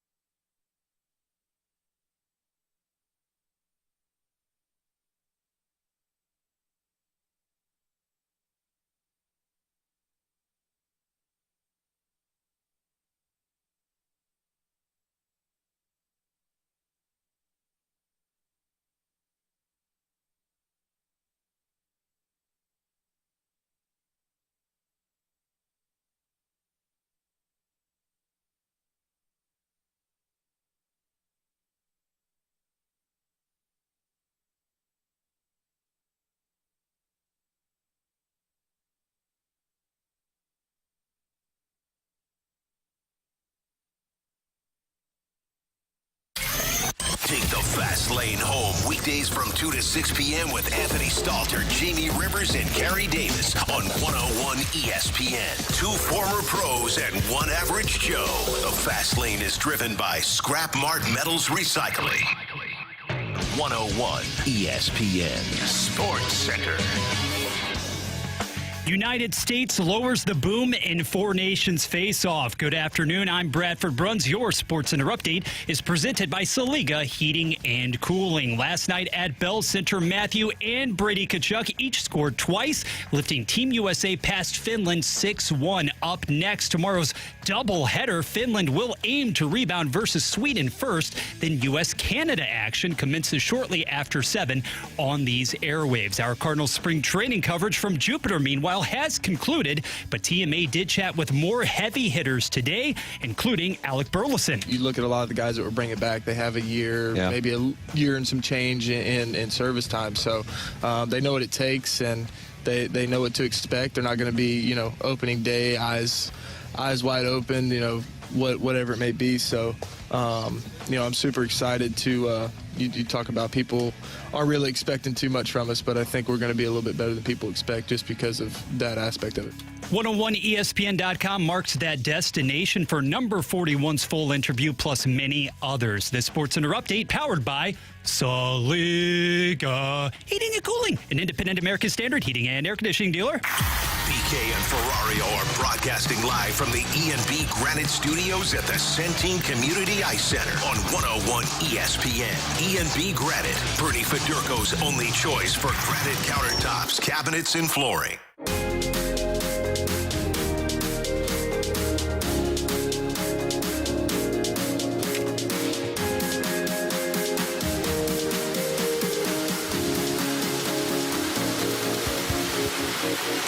What is your single biggest reservation about the Cardinals in 2025? Alongside Tanner Hendrickson and Bradford Bruns, I'm Brandon Kiley. There are plenty of them to be had. I'm not saying that this is any kind of a contender. I don't think anybody is of the misguided belief that that's the case. But there's a lot of things that we've talked about with this team all offseason long. So we'll get into your single biggest reservation about them here in just a moment. 314-399-9646 is the Air Comfort Service text line. But T-Bone, I think if we're talking about the biggest gap between them and the real contenders, it's twofold. One, the offense. It's just not, you don't have the middle of the order bats that the best teams in the league have right now. Two, it's the starting pitching, and this has been the case now for, 7 years for the Cardinals. They don't have the front-end pitchers that these other real contenders across the league have. And that was made evident, if not previously done so, by Eno Saris, who's one of our favorites. He puts out these great lists over on The Athletic. He's got a stat that he calls Stuff Plus. Now, don't get too into the nitty-gritty of this. Basically, man, how nasty are you? That is effectively what this is trying to measure. And the names that I'll tell you, that's the top 5 on this measurement, I think speak to it. 1, Paul Skeens. Yeah, that checks out. That guy's filthy. 2, Tarek Skubal. 3, Zach Wheeler. 4, Corbin Burns. And 5, Logan Gilbert. Gilbert's a little higher than I would have expected on there, but 6 is Chris Sale. 7, Garrett Crochet. 8, Cole Reagans. Yeah. Also known as the guys when they pitch, good luck. Yeah, and they're going to strike out the world. Dylan Cease is 9. Those are the kinds of pitchers that you expect to start a game 1 of a World Series, for example. So the reason why I bring this up is because I was looking at this list and I was like, all right, now where do the Cardinals rank on this list? He had 150 of them. It was the top 150. So basically, the 5 starters for every team in Major League Baseball, you'd expect to have them all represented, right? No, not for the Cardinals. There is one Cardinal starter in the top 100, and that was Sonny Gray. He comes in at number 40. The only other Cardinal starter in the top 150 of Eno Saris' list of basically the 150 nastiest starters in Major League Baseball was Eric Fetty at 125. So Eric Fetty would rank accordingly as a number 4 starter based on his stuff. Yeah. Sonny Gray ranks as a fringe 1-2 starter based on his stuff. Those kind of check out based on the way that we view those guys as well. But then they don't have anybody else that fits into the mix. I think eventually we'll see if this is put out next year and this guy that I'm about to mention has the kind of season that I think he's capable of. Maybe Quinn Matthews makes it into the mix of the bottom half of the top 150 eventually. Maybe down the road you get one of the other starters that's currently in the minors that ends up breaking through and he becomes your Cole Reagans and he is he's in the top 50 as well. But this is what they're really missing right now. If you're looking at the biggest thing to me, middle of the order, and then the front end starting pitching that they've been lacking. For you, T-Bone, what's your biggest reservation about the 2025 Cardinals? Well, as much as I've talked and yelled at the clouds about their stuff for the last 3 years, for me, my biggest reservation is the offense, because I just don't know how they're scoring runs, right? Like that. To me, when we talk about the great offenses, let's talk about 2022, for example, for that Cardinals team. They could mash in the middle. Paul Goldschmidt's an MVP. Arenado's third in MVP. Oh, and this guy named Albert Pujols was freaking awesome in the second half. And I'm not saying these guys have to become MVP caliber players. I just once you get past their lineup, we were constructing what their lineup could look like this season. Contreras, I think he's going to be really good. He could be an MVP candidate if he stays healthy for a full season and plays like he did last year. And then your options behind him are Arenado, maybe Donovan, maybe Nootbaar, maybe Burley. None of those guys are guys that you fear when they come up, right? Arenado's not that guy anymore at this point in his career. Donovan's a nice piece, but if he's hitting anywhere in that 4-5 range, then he's not in the right spot in your order, because he should be more of an on-base guy that hits at the top. So he's being asked to do a role that doesn't fit him. And Burleson's a nice piece, but he's kind of a contact hitter. He belongs more in the bottom half of the lineup, kind of in that 5-6 range. Nootbaar probably more at the top of the order for me. I worry they just don't have a middle of the order that's going to drive in a ton of runs. If I said today to take away Wilson Contreras, who's the guy that could hit 30 bombs and 100 RBIs? And I know that's not the end-all be-all stat. OPS to me is more important, but I do think driving in runs matters. Who's the guy outside Contreras that I could look at and say, circle him, he could drive in 100 runs? I don't know who it is right now. And I think that's a problem. Yeah, I mean, they've got guys that have the potential to do it. Like Jordan Walker, maybe at some point in his career becomes that guy. I'm higher than just about anybody on Ivan Herrera and what he can be as a bat. So, I think he could be that player. But it's impossible for me to project that for them going into the 2025 season. It would be foolish for me to do so, because they haven't at this point in time shown the capability of doing that. I wanted to bring up a team for you, because I'm looking at last year's top 10 offenses in Major League Baseball. Number 1 last year was the Arizona Diamondbacks. I don't think the Cardinals have the capability of beating them. But beyond that, the Dodgers 2, Yankees 3, Orioles 4, Phillies 5. I don't think the Cardinals projects to be anything close to any of those 5 teams. The Brewers were 6. If you're going to make a comparison to a team that allows for some semblance of similarities, it's probably the Brewers out of the top 6 teams, but I'm not even going to go there. Beyond that, the Mets, no. Padres, no. Red Sox, no. Minnesota Twins were 10. The reason why I bring up the Minnesota Twins, now I think they might have been an outlier last season. I don't know that anybody's going to have a similar season this year to what the Minnesota Twins were a year ago, but they were basically carried by 2 bats. It was Carlos Correa and Byron Buxton. And we knew going into last year, both of them were capable of being superstars. Both of them had shown that in their history. But beyond that, they had a bunch of dudes that were right at league average, basically.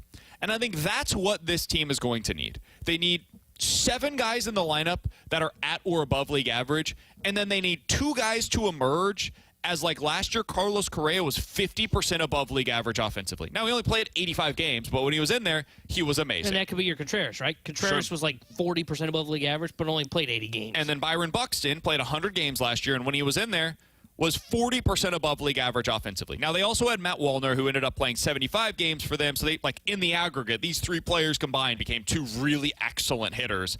Matt Wallner was 50% above league average as well. That's what you need to find. And that's to your point of the middle of the order. Who are those guys? Who has the capability of being that? I think Contreras can be one. They're just missing the other dude in the middle of their order. And I don't know who's most likely to be that guy, but I do think they have multiple players that are capable. Could you see next year? I'm going to give you these numbers from Byron Buxton, okay? He was a 280 hitter, 335 on base percentage, 525 slug. That's an 860 OPS. Who on the Cardinals, in your mind, is most likely to finish the season with an 860 OPS other than Wilson Contreras? Nootbaar. I think that's probably right. And I think he goes about it maybe a little differently, less on the slug, higher on the on-base. But I think that's probably the answer. And he's got some similarities to Byron Buxton in that they both can't stay healthy. Yeah, and because that's the first name that I thought of. When you start reading through that he's the only guy I can think of that could get to that ceiling. And it's about him. And I know some Cardinals fans would hear me say that and go, "What are you talking about? That's not Nootbaar. He hasn't proven to be that guy." It's because he doesn't chase outside the zone, right? And he hits the ball incredibly hard. But that's the guy. I don't know if they have another guy. Maybe Herrera could do that if he had the playing time. But those are the two guys. But, like, here would be my question. What would I make of the Cardinals if they were the Twins last year, right? Like, that offense you're talking about, that sounds great. The Twins went 82-80. What do you make? Is that a success for the Cardinals this season then? I guess it would be because you're getting answers on offense and all these pieces are league average. Like, I think some of that is because their pitching really fell off a cliff last year. But, like, I could see the same pitching for the Cardinals, right? Like the Cardinals, Pablo Lopez. Now, he ended up not being as good, but that's what I'm saying. That was Sonny Gray last year. Not a 4.08 ERA, but Gray was a little disappointing in my mind compared to, like, what Pablo Lopez was. And you could see Bailey Ober last year had a 4.0 ERA, basically. You could see something like that from an Eric Fetty. There's some similarities there for sure. This is going to sound like I'm now, like, getting overly optimistic about the Cardinals. I think the Cardinals' supporting cast is a little better than what the Twins had last year offensively. I am truly not convinced that they have the stars that the Twins had in the middle of their order. But I'm just looking for, how do you become a top 10 to 15 offense in Major League Baseball? I think that is probably the best way. Because as I look at these other teams, I just don't see the comparison point. Like, these other teams are just better from top to bottom offensively than what the Cardinals have to offer going into the season. The Astros last year were 11th, Cubs at 12. Maybe that's a comparison that you could put into, but like Twins, Cubs, Royals, Guardians, this is more the range of what I think the Cardinals potentially could have offensively, but all of those teams had somebody carry them offensively. And the Cardinals right now, as currently constructed, it's hard for me to see who that guy is. Somebody on the text line, by the way, said, guys, you're talking about Nolan Arenado as if he's been bad for 5 years. Isn't that the guy that you're talking about that has the potential to be this player? He had one really great year in 2022, but otherwise it has been basically 4 consecutive seasons of being down other than that season. That is right now looking like the outlier. Yeah. Arenado's time in St. Louis, 3 of the 4 years, he's not been what the Cardinals traded for. And, like, in 2021, I think he was better, if I'm not mistaken, than he was the last 2 years. But for Arenado, for what you acquired, that was not the guy you were expecting, right? You were expecting the 2022 version of Arenado to be what you were getting in that trade, and you've only gotten it once. So, no, I don't expect that. And you look at Arenado, his slug is declining at a rapid rate, and that is just something that I know, like Mo talked, I think it was either today or yesterday, about, like, hey, we believe he could have a bounce back. Maybe he does make improvements. I know he's been at Driveline. He's been doing, like, karate or something I read this morning. Mixed martial arts. Mixed martial arts. Jiu-jitsu, I think, is what he's done. That's fine and dandy. But typically power doesn't come back for guys as they get older. And that's why I just don't think you can talk to him in this conversation. All right, last thing here. Somebody on the text line. 314-399-9646 is the Air Comfort Service text line to get involved in the show. From the 314. Guys, how would you construct this lineup given all of the things that you've just said? This is where it gets difficult, and it goes back to our conversation in the open from today. And if you missed that, check it out on the podcast page, 101ESPN.com and the free 101ESPN app. Man, I think it requires you, for the best offense that this team can put out there this year is also probably the worst defense. So keep that in mind. But I think it requires you to put Nootbaar in center field. That's a starting point. And then, in my opinion, it requires you to commit to Brendan Donovan or Lars Nootbaar, one of those two, but probably Donnie as your leadoff hitter. So if you have Donnie as your leadoff hitter, you're going to go left-right because that's what this team does. Donnie batting leadoff in left field, Contreras at first base, Nootbaar batting third, not ideal, but it is what it is. Arenado probably is your cleanup hitter in this scenario. Again, not ideal, is what it is. Burleson bats fifth. I think that's where he profiles best. Herrera bats sixth. Again, I think that's where he profiles best. Gorman 7, Walker 8, Wynn 9. I know people are going to be mad at me for having Mason Wynn batting ninth. I get that. That's fine. Mason Wynn, in a best-case scenario for the Cardinals team, in my opinion, should be batting towards the bottom of the order. He is not a guy that's going to put up a huge OPS. He's not a guy that gets on base at a really high clip. But if he's batting behind the likes of Herrera, Gorman, Walker, he's going to get opportunities there. And then you've got the potential for the double leadoff, and you flip it right-left. Wynn going in front of Donovan as the game continues, I think is a pretty good spot to be in as a team. It allows him to be able to run because Donovan's a guy that's more than happy to take some pitches. So I think it actually works out really well, but that's the way that it works. I think it requires you to put Nootbaar in center, Donovan as your leadoff hitter, and then Herrera, you commit to him as your catcher on a regular basis. If those three things happen, I think this team could be a pretty decent offense. I just don't know how many of those things they're going to be willing to actually commit to this year. Yeah, I agree. I think you really open up that lineup when you get Newton center.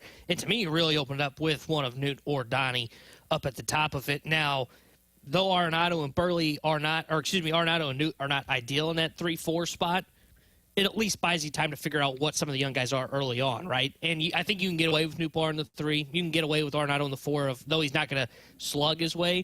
He's going to put the ball in play. I mean, that's what he is at this point. He's kind of more Mason Wynn at this point in his career than he is anybody else. He just kind of slaps the ball around.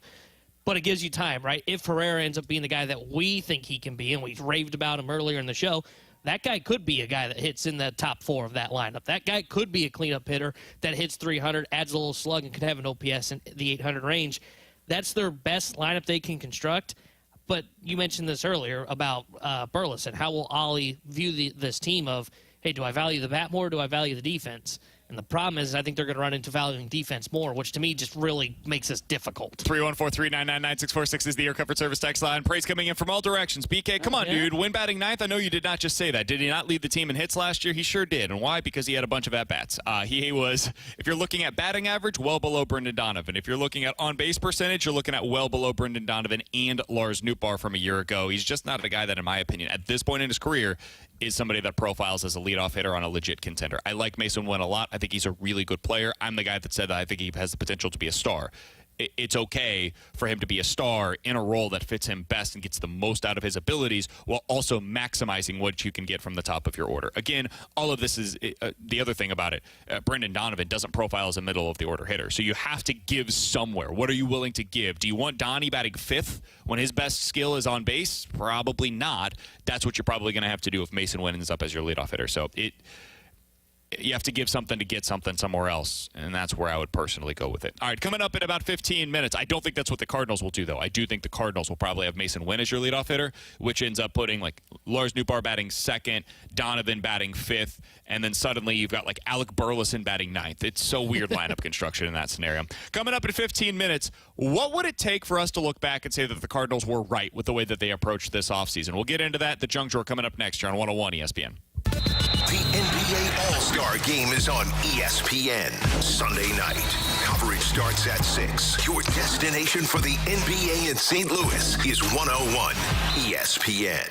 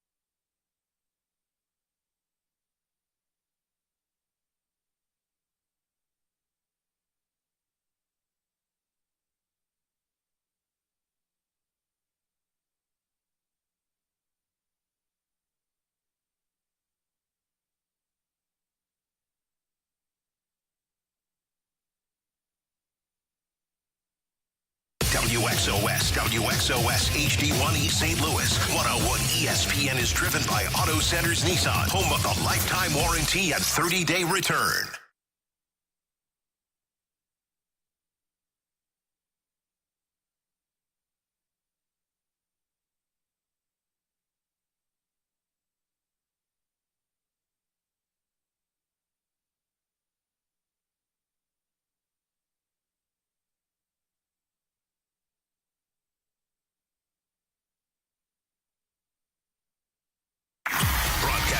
Live from the Centene Community Ice Center inside the E&B Granite Studios. This is BK and Ferrario on 101 ESPN. E&B Granite, Bernie Fedurko's only choice for granite countertops, cabinets, and flooring.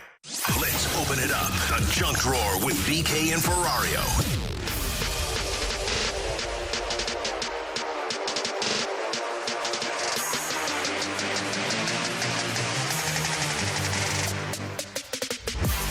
Well, the Cardinals are really trying. I mean, really trying to get you to come out to the ballpark. They had that special the other day. You and I both took advantage of it. The $10 tickets with $10 worth of, like, the loaded ticket on it. So that way you can use that $10 towards either concessions or something for merchandise, etc. And now they've got another one that they've put out there. Have you seen the new special that they are running for Valentine's Day? All-inclusive date night starting at $66. Baseballs and sparks will be flying as you and your significant other catch a game with a full buffet, complimentary bar service, and a smoking hot view from the Budweiser Club, UMB Champions Club, or Premium Suites. $66 for you to get in, all inclusive. Like, I can go right now to the Houston Astros game on Monday, Tuesday, or Wednesday. Monday or Tuesday, probably preferable because you're going to be able to go to a night game in that scenario. I can go with food and drinks included for $66. That's a pretty damn good deal. And I say that as somebody that's not doing this to, like, advertise for the Cardinals. That's a good deal. And yet, all I saw about the Cardinals tickets for $10 the other day, the loaded tickets for $10, these were $6 last year.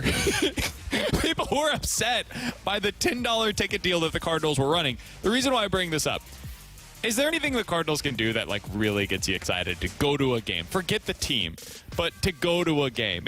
Are these the kinds of things that you think will work? No.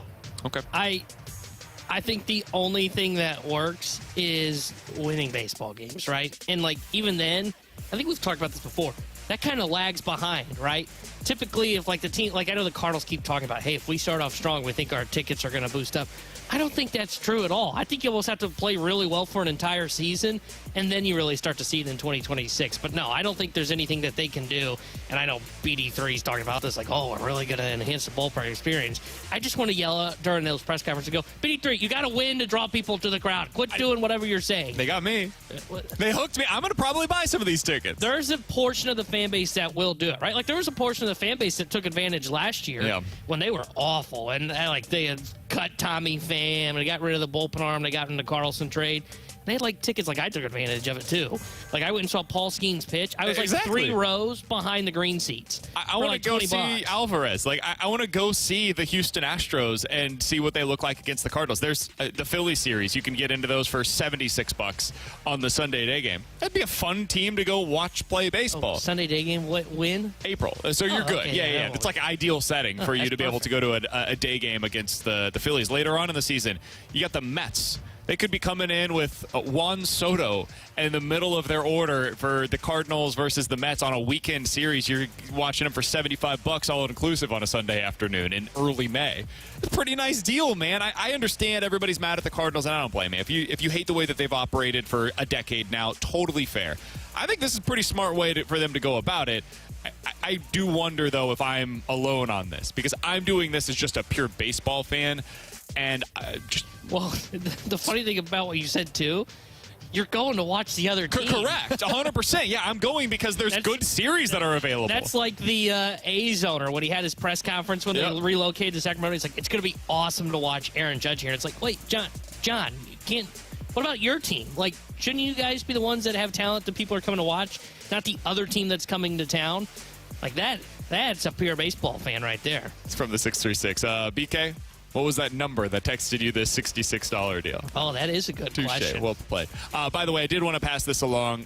It was officially announced today in the St. Louis Post-Dispatch. The Cardinals are going to go with $20 per month for their over the over-the-top service, their direct-to-fans streaming service option that they're going to have this year.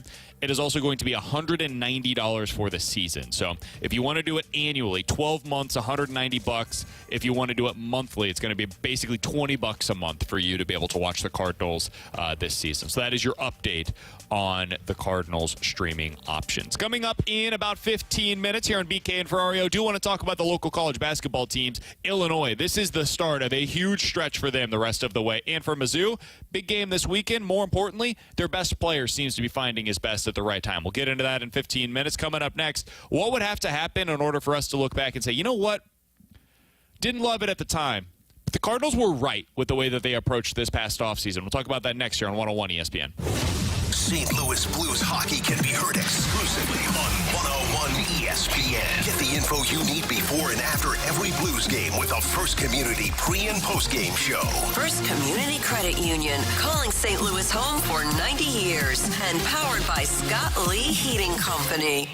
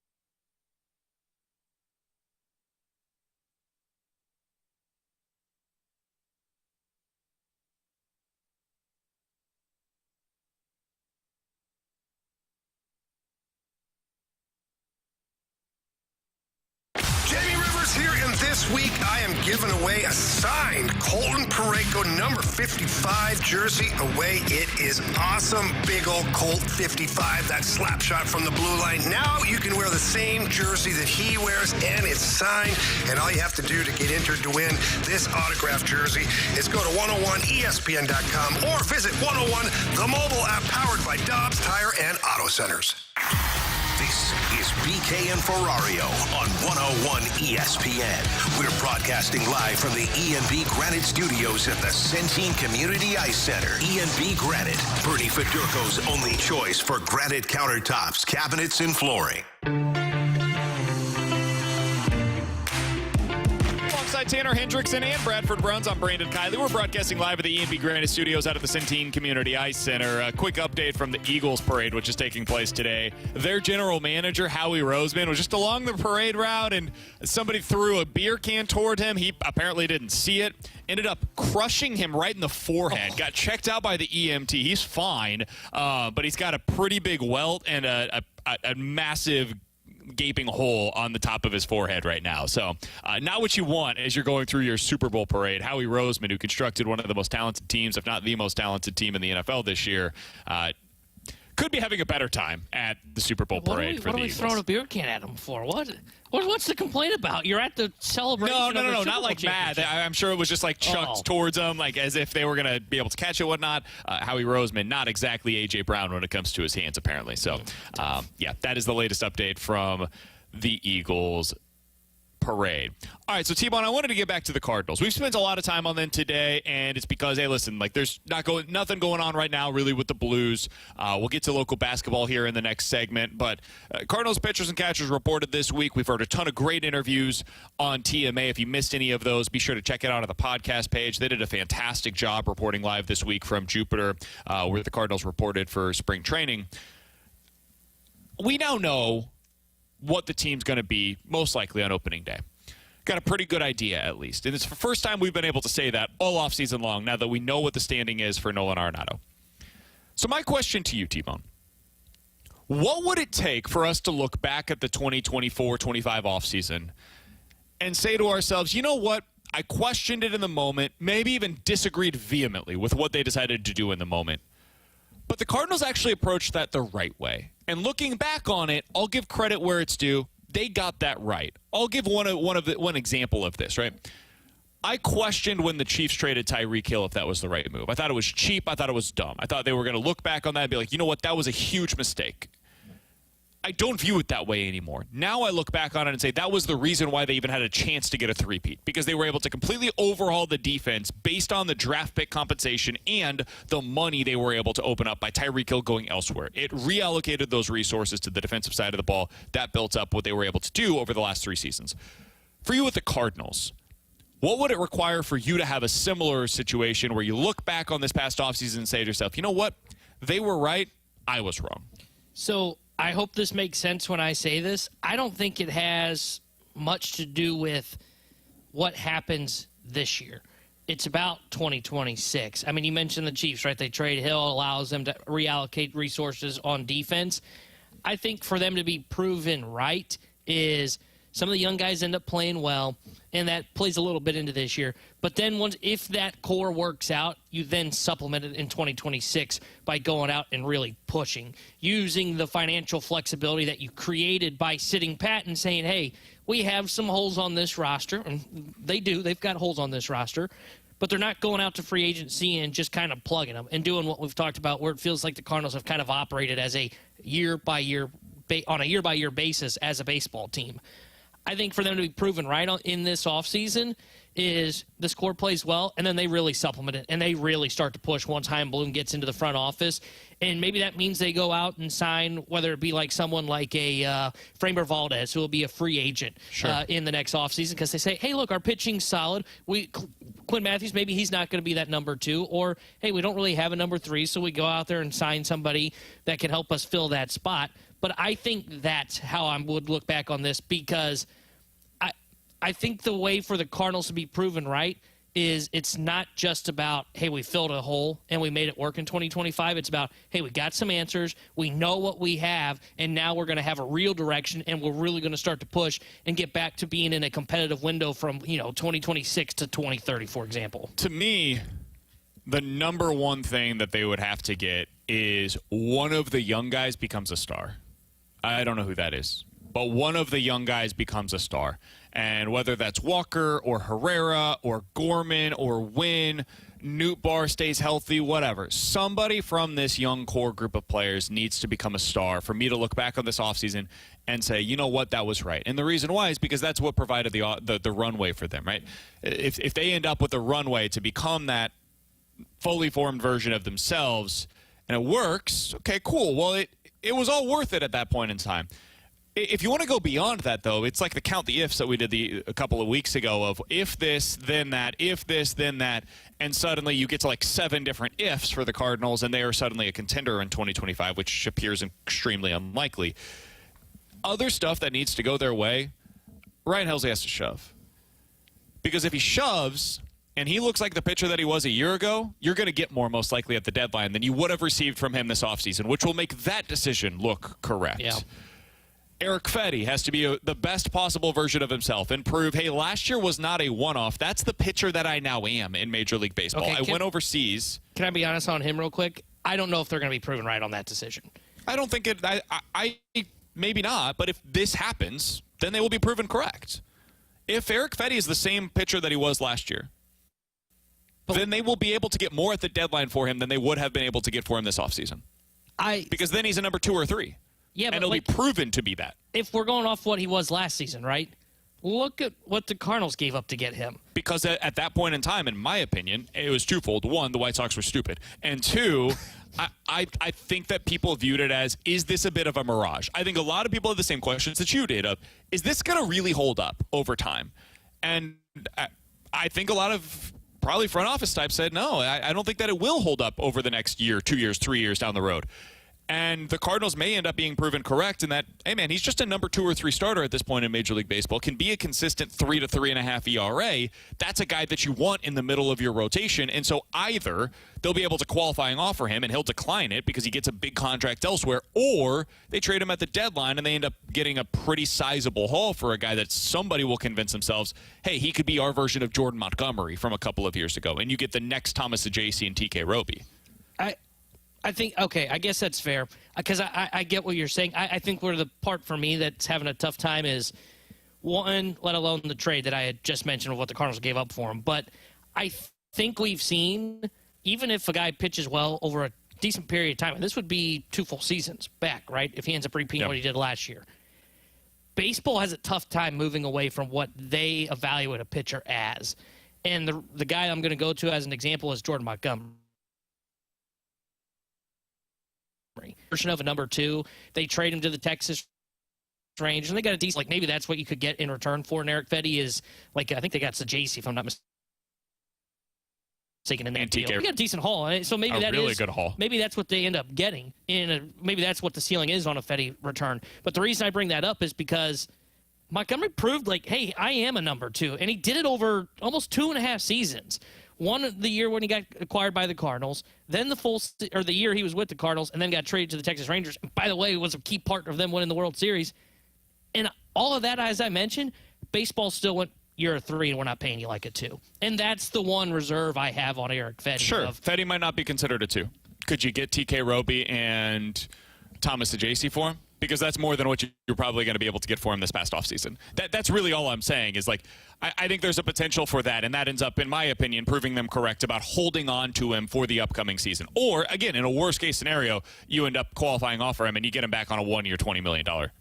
Again, worst-case scenario here, which is not a really bad situation to be in if you're the Cardinals. But even beyond all of that, like, the other thing that probably has to happen here is Lars Nootbaar proves to be a center fielder. Oh, God. This feels like the most unlikely of all of the options that we see here, but if he is proven to be correct, or if he is proven to be a center fielder, it allows everything else to kind of fall into place. Now you can have Brendan Donovan in left field and Nolan Gorman at second base, and now the logjam that exists because of Nolan Arenado being your third baseman, it's not as big of a deal because you're able to move somebody else to center field that you didn't anticipate playing there previously. So all of those things have to happen for you to be proven correct about the way that this offseason went down. And I think a lot of them are possible. I'm not betting against Ryan Helsley necessarily.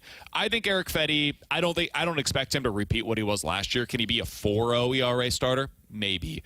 And I think they probably just weren't getting the kinds of offers for Fetty that they were expecting to get. And so, sure, yeah, go ahead and hold out on trading him. I think the big one for me is the Arenado deal, and I don't know how much I can criticize the Cardinals for the Arenado deal, man. I think it's ownership. Like, yeah, I would wish they would throw in more money on a deal to make that move elsewhere. But what do you think is the biggest criticism or most fair criticism about the Cardinals and the way that they've approached this offseason? Because that's what I think it's one thing to criticize them. What's fair? I think the being stagnant. It would be the number one criticism. Sure, but give me examples of what you're talking about there. I would say, and maybe there's not a deal out there, but as Craig Button has always said, it's a GM's job, right? And that's what he has said when we've had him on. The GM's got to make some of these moves. I think that's a cop-out, but sure. I think it's a fair criticism because that is the job. But not eating enough money to make an Arenado deal potentially happen with somebody, not trading Ryan Helsley, though I agree there probably is more value at the deadline. You still could have potentially gotten something, I think, for Ryan Helsley. Fetty would be another one, or Steven Matz. Matz potentially moving on from Matz him. is the one to me that's fair. Because I think all of those guys, and especially those two, they are making so much less than what the market is now, right? Like, we all agree Matz is like a number 4. Number 4s are getting like $15 million right now on free agent market, and he's making 11. Eric Fetty, 2, 3, whatever he may end up being, those guys are getting like $20 million on the open market. He's making $7.5 million. So I think there was value in moving those guys, but I think that would be the criticism that is fair of the Cardinals of. They were stagnant. They took the path of least resistance, which was, hey, we're just not going to pick up any of these club options with Gibson and Lynn, which, by the way, it's very telling that the guys that you let go in free agency don't have jobs in baseball right now. That's why I think that we might be overestimating how difficult it's going to be to replace them. Fair in the rotation. Yeah, that is 100% fair, but I agree. I think their pitching could probably be better in the rotation this season. But that would be the fair criticism for me is the front office didn't accomplish any of their goals and haven't done anything to help or initiate any kind of reset for the team. Yeah. I just think that sometimes we mistake a lack of moves, a lack of activity with a lack of effort. And I think sometimes there is a mistake of thinking that just because you didn't make the moves, like making that move would have been better for you. It's why I wanted to do this segment today of like, what would it take for us to look back and say, you know what, the Cardinals actually ended up getting it right? Because that is in the range of outcomes. Like it's entirely possible that we look back on this and say, you know what, because we get a bunch of stuff wrong as fans. Like we look back on stuff all the time and we're like, you know what? It was smart to not do the thing that I said that you should have done. Like a lot of people wanted to trade everything you had in your prospect pipeline for Juan Soto a few years ago, right? Looking back on it, that probably would have been a mistake. This was not a team at that point in time that was prepared to like really go on any kind of a significant run. And so you would have just ended up having to probably trade Juan Soto again, and then you end up without having Mason win here, right? So that I don't know that would have been necessarily the best thing for you, but these kinds of things happen all the time where the best move is a move that you don't end up making. I do wonder if there's a chance that we end up looking at it that way going into next offseason. Coming up in about 15 minutes or so, the thing the Blues were missing was on full display last night, and it's not an easy thing to go out there and get. But next, the Mizzou Tigers' best player is suddenly playing his best at the most important time in the season. Dennis Gates had some interesting comments about that. We'll tell you about it next year on 101 ESPN. Start your day with a morning after on 101 ESPN. Get in the know first on everything St. Louis sports with Tim McKernan, Doug Vaughn, and Martin Kilcoy. Listen to TMA weekday mornings from 7 to 11 a.m. on 101 ESPN. The morning after is presented by Brown and Crouppen Law Firm.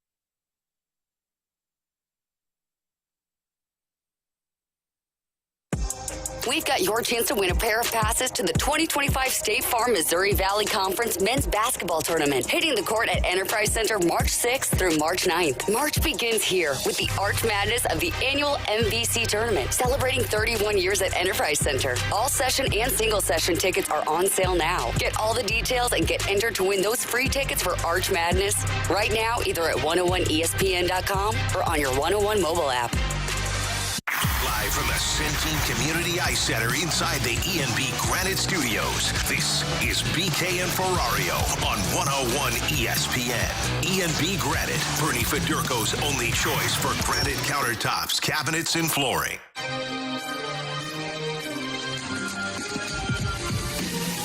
When he's error on the side of aggression, he's a completely different player. When he's out there thinking and not playing with his instincts, he doesn't provide us what I need him to provide. I want him to go out, take risks, do different things because he draws so much attention, and then make the right play. But if he's not going to be aggressive like he was against Texas A&M, he's not going to play.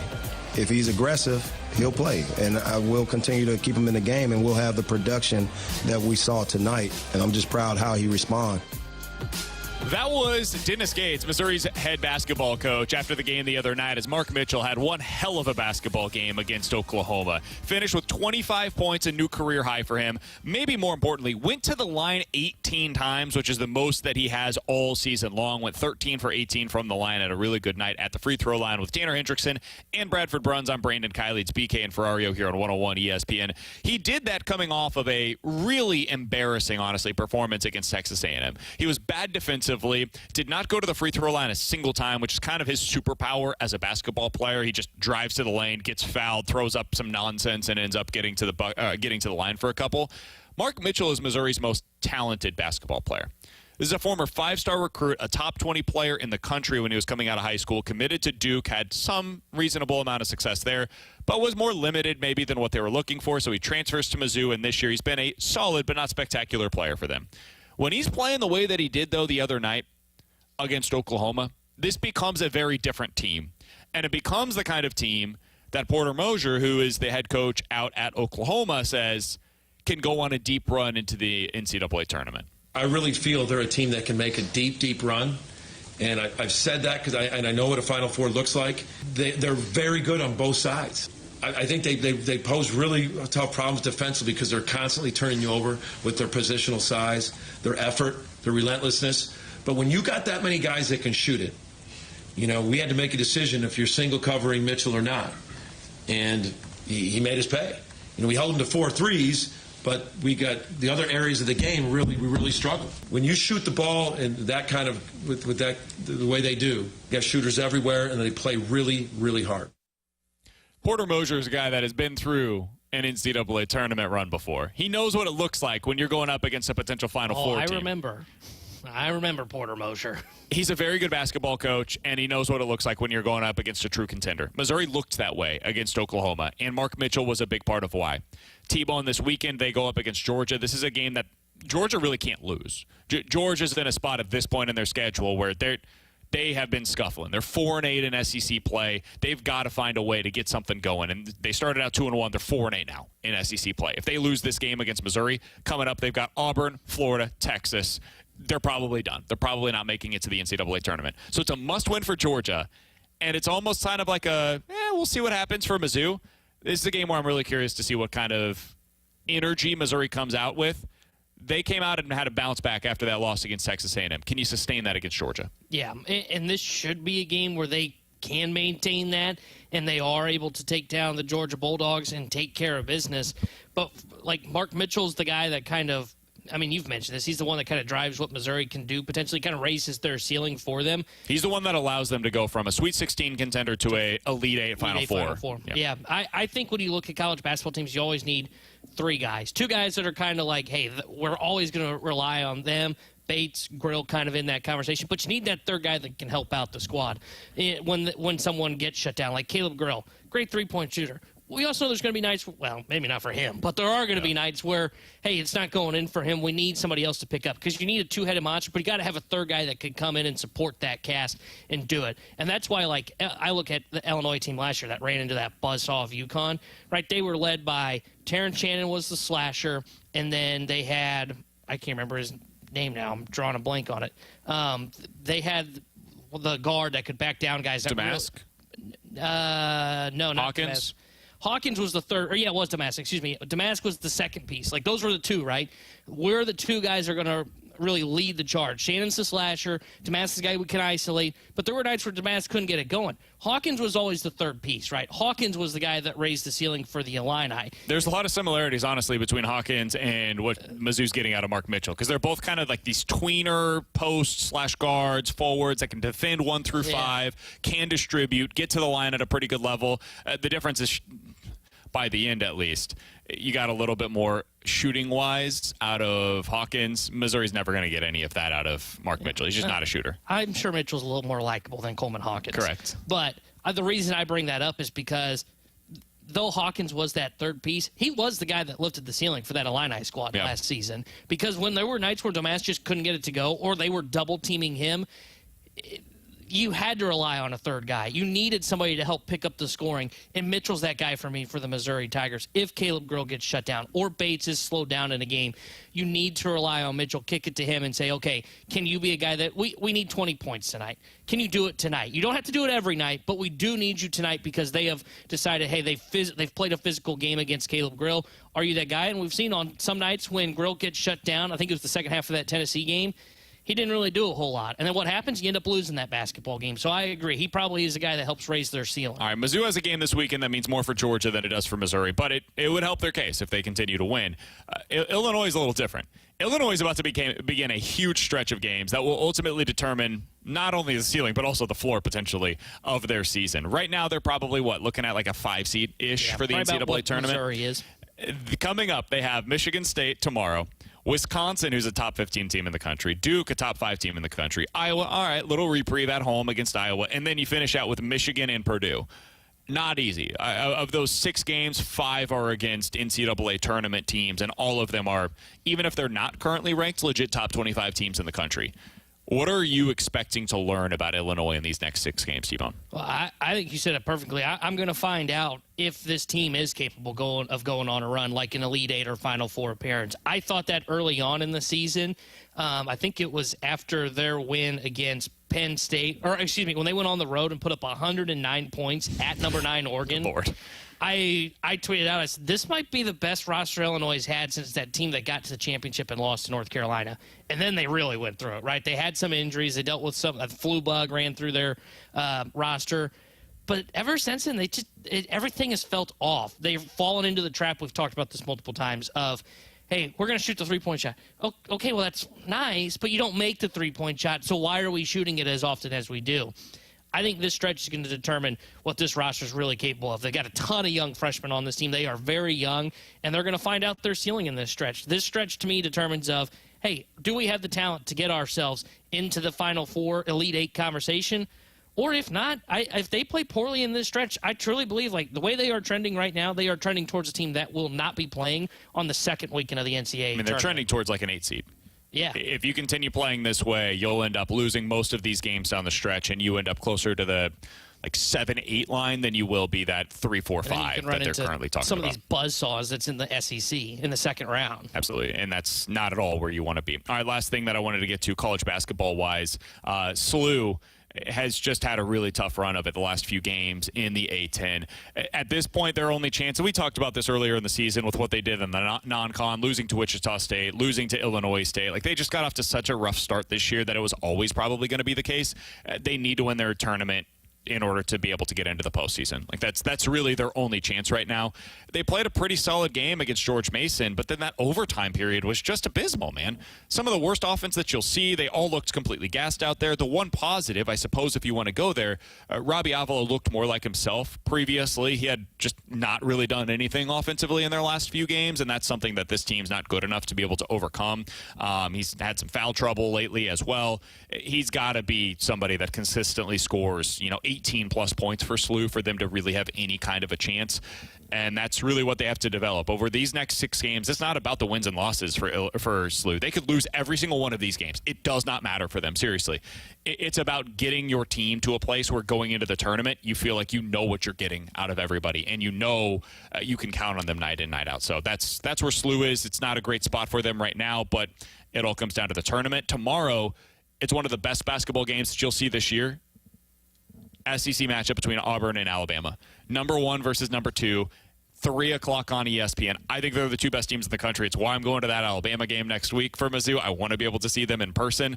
That is one that I will be tuning in for because that's about as good as it gets. You got some good hoops this weekend. Michigan State versus Illinois is one. That's a fun one. Wisconsin versus Purdue.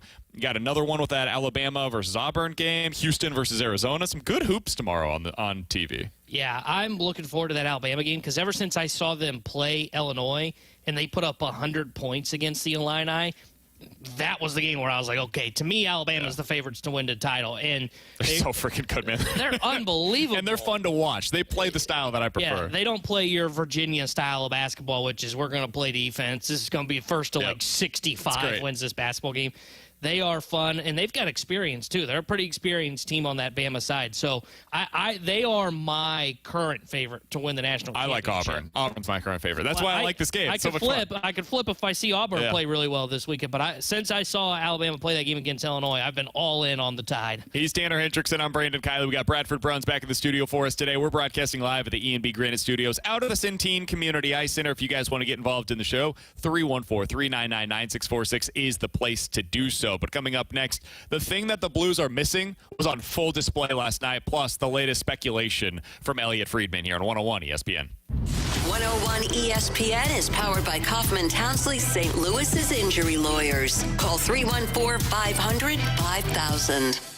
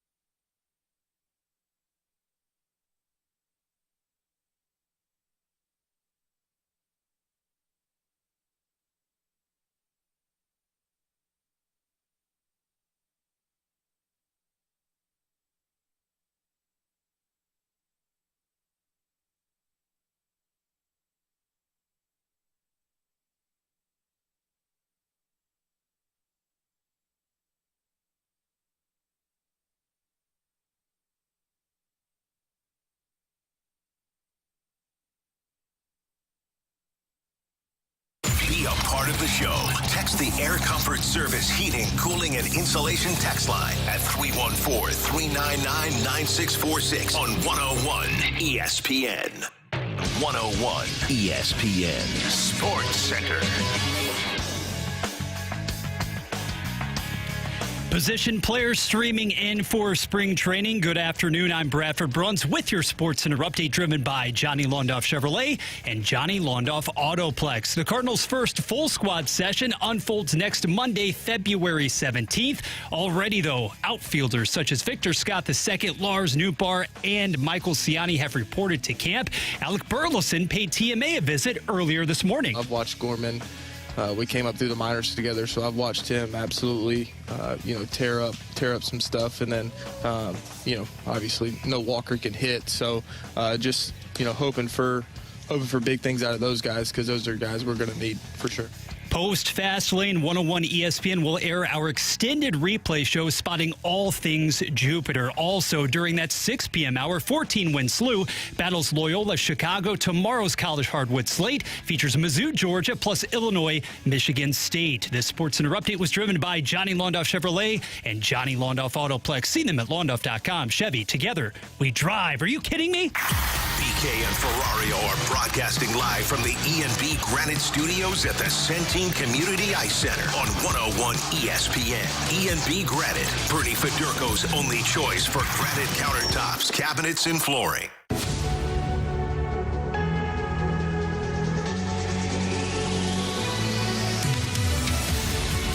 Last night, we saw on full display the thing that the St. Louis Blues are missing. Alongside Tanner Hendrickson and Bradford Bruns, I'm Brandon Kiley. Alex out one more day. He'll be back in next week for us here on BK and Ferrario. We're broadcasting live at the E&B Granite Studios out of the Centene Community Ice Center. The Tkachuk brothers were unbelievable. Just an absolute demolished derby between the two of them.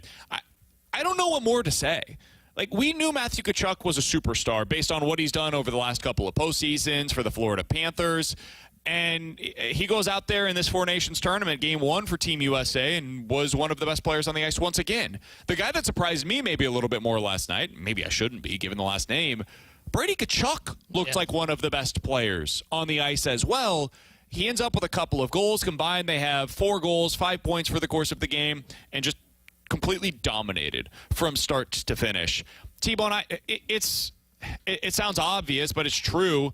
That's the kind of thing that the Blues are missing. They just don't have those star talents that when you get into a tournament like this, like Sidney Crosby looks different than everybody else. Matthew Tkachuk and Brady Tkachuk last night looked different than the other guys on the ice. The Blues, the players that they sent, and I do not mean this, I promise, as any disrespect to Colton Parayko or Jordan Binnington, but Benner's a guy in net that Team Canada is questioning, like, do we keep him in net? Yeah. Colton Parayko is a guy that's kind of a fringe second or third pair defenseman for them on Team Canada.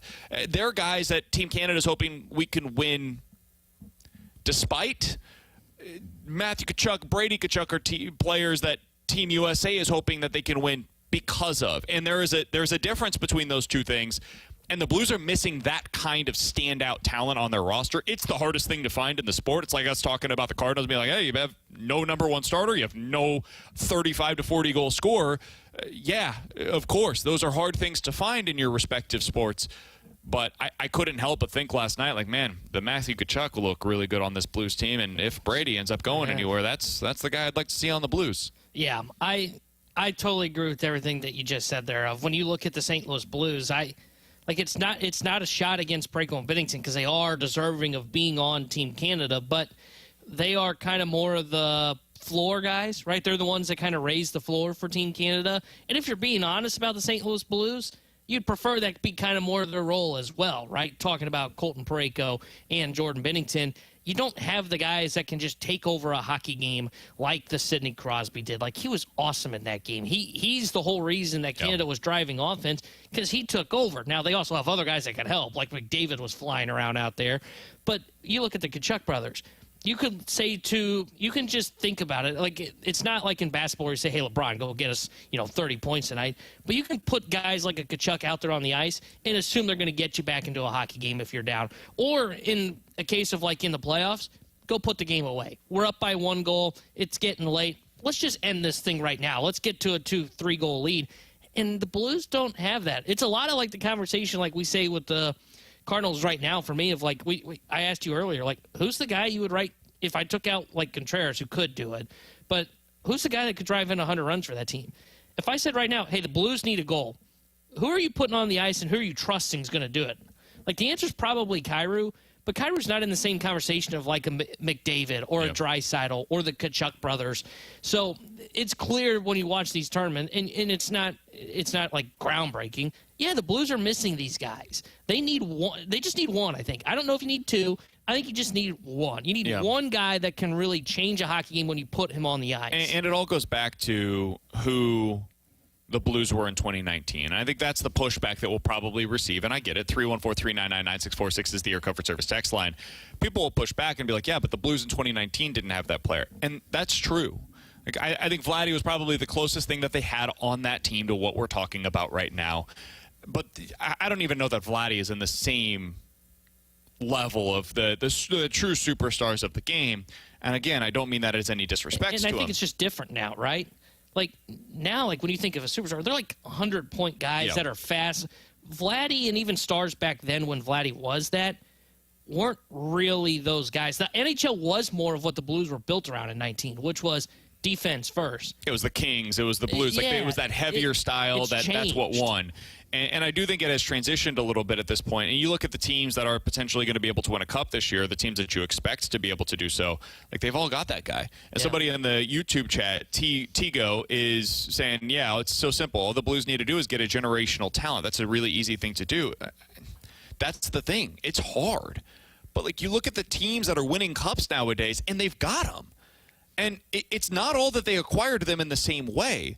Like, Jack Eichel is probably – he's not in the same category as a Matthew Tkachuk or Sidney Crosby. That dude's a stud, a true superstar in the game right now. And Jack Eichel could be the guy that pushes Vegas over the top to be able to win a cup this year if they end up doing that. Edmonton, obviously they tanked to be able to go get their guys, but Eichel was a trade candidate. That Vegas was super aggressive, and they went out and got that guy. Colorado tanked for their guys. You look over in the other conference, like Florida, super aggressive in going out and acquiring them. So teams get these players in different ways, whether it's free agency, trade, draft, whatever. But the point is, you've got to have them. So if we're going to be critical of the other team in St. Louis for, like, all of the excuses that they make for not being able to find these guys, it's the same thing on the Blues side. They drafted too late. They don't want to spend their money on the highest possible end because it could potentially put you into a bad spot. Blues don't want to give the no-move clause. The Cardinals don't want to give that 6th, 7th, 8th year on the contract. They don't want to trade young assets for those guys. A lot of it is similar in terms of how you get stuck without having that player. But the Blues also believed in their heart of hearts that they could win without it. And I think what the question's going to be for them over the next couple of seasons, and I think they're going to try to find this out first, is what my guess is. So they're going to exhaust this pack mentality thing before they truly turn the page to potentially going after one of these superstars in any possible way that they can, whether that means tanking or trading or signing. But that's the thing to me that as I was watching the game last night, I couldn't help but think, man, that's what they're missing. And I don't know how they acquire it. It's not an easy thing to do. It's hard for me to truly criticize them for lacking it right now, but it's also the thing that they're eventually going to have. Yeah, I kind of wonder if this is the offseason, though, where they do kind of explore it. And I understand, like, this team that we've watched for the Blues, they clearly don't have a pack mentality. I mean, they barely can fill out their top 6. They're clearly missing a number 1 winger. But I think based on the frustration that you're seeing from Doug Armstrong, based on all the reporting, that is, of all this of, hey, we got to start making them plucking from this core, that sounds like a GM that's kind of maybe starting to turn towards the, hey, we're going to have to make this move. Because he's looking at what we're seeing, and he's going, man, it's 3 years of the same thing. And I think Grant said this perfectly, and when he was on earlier this week, and we talked a little bit about it, he's tried everything, right?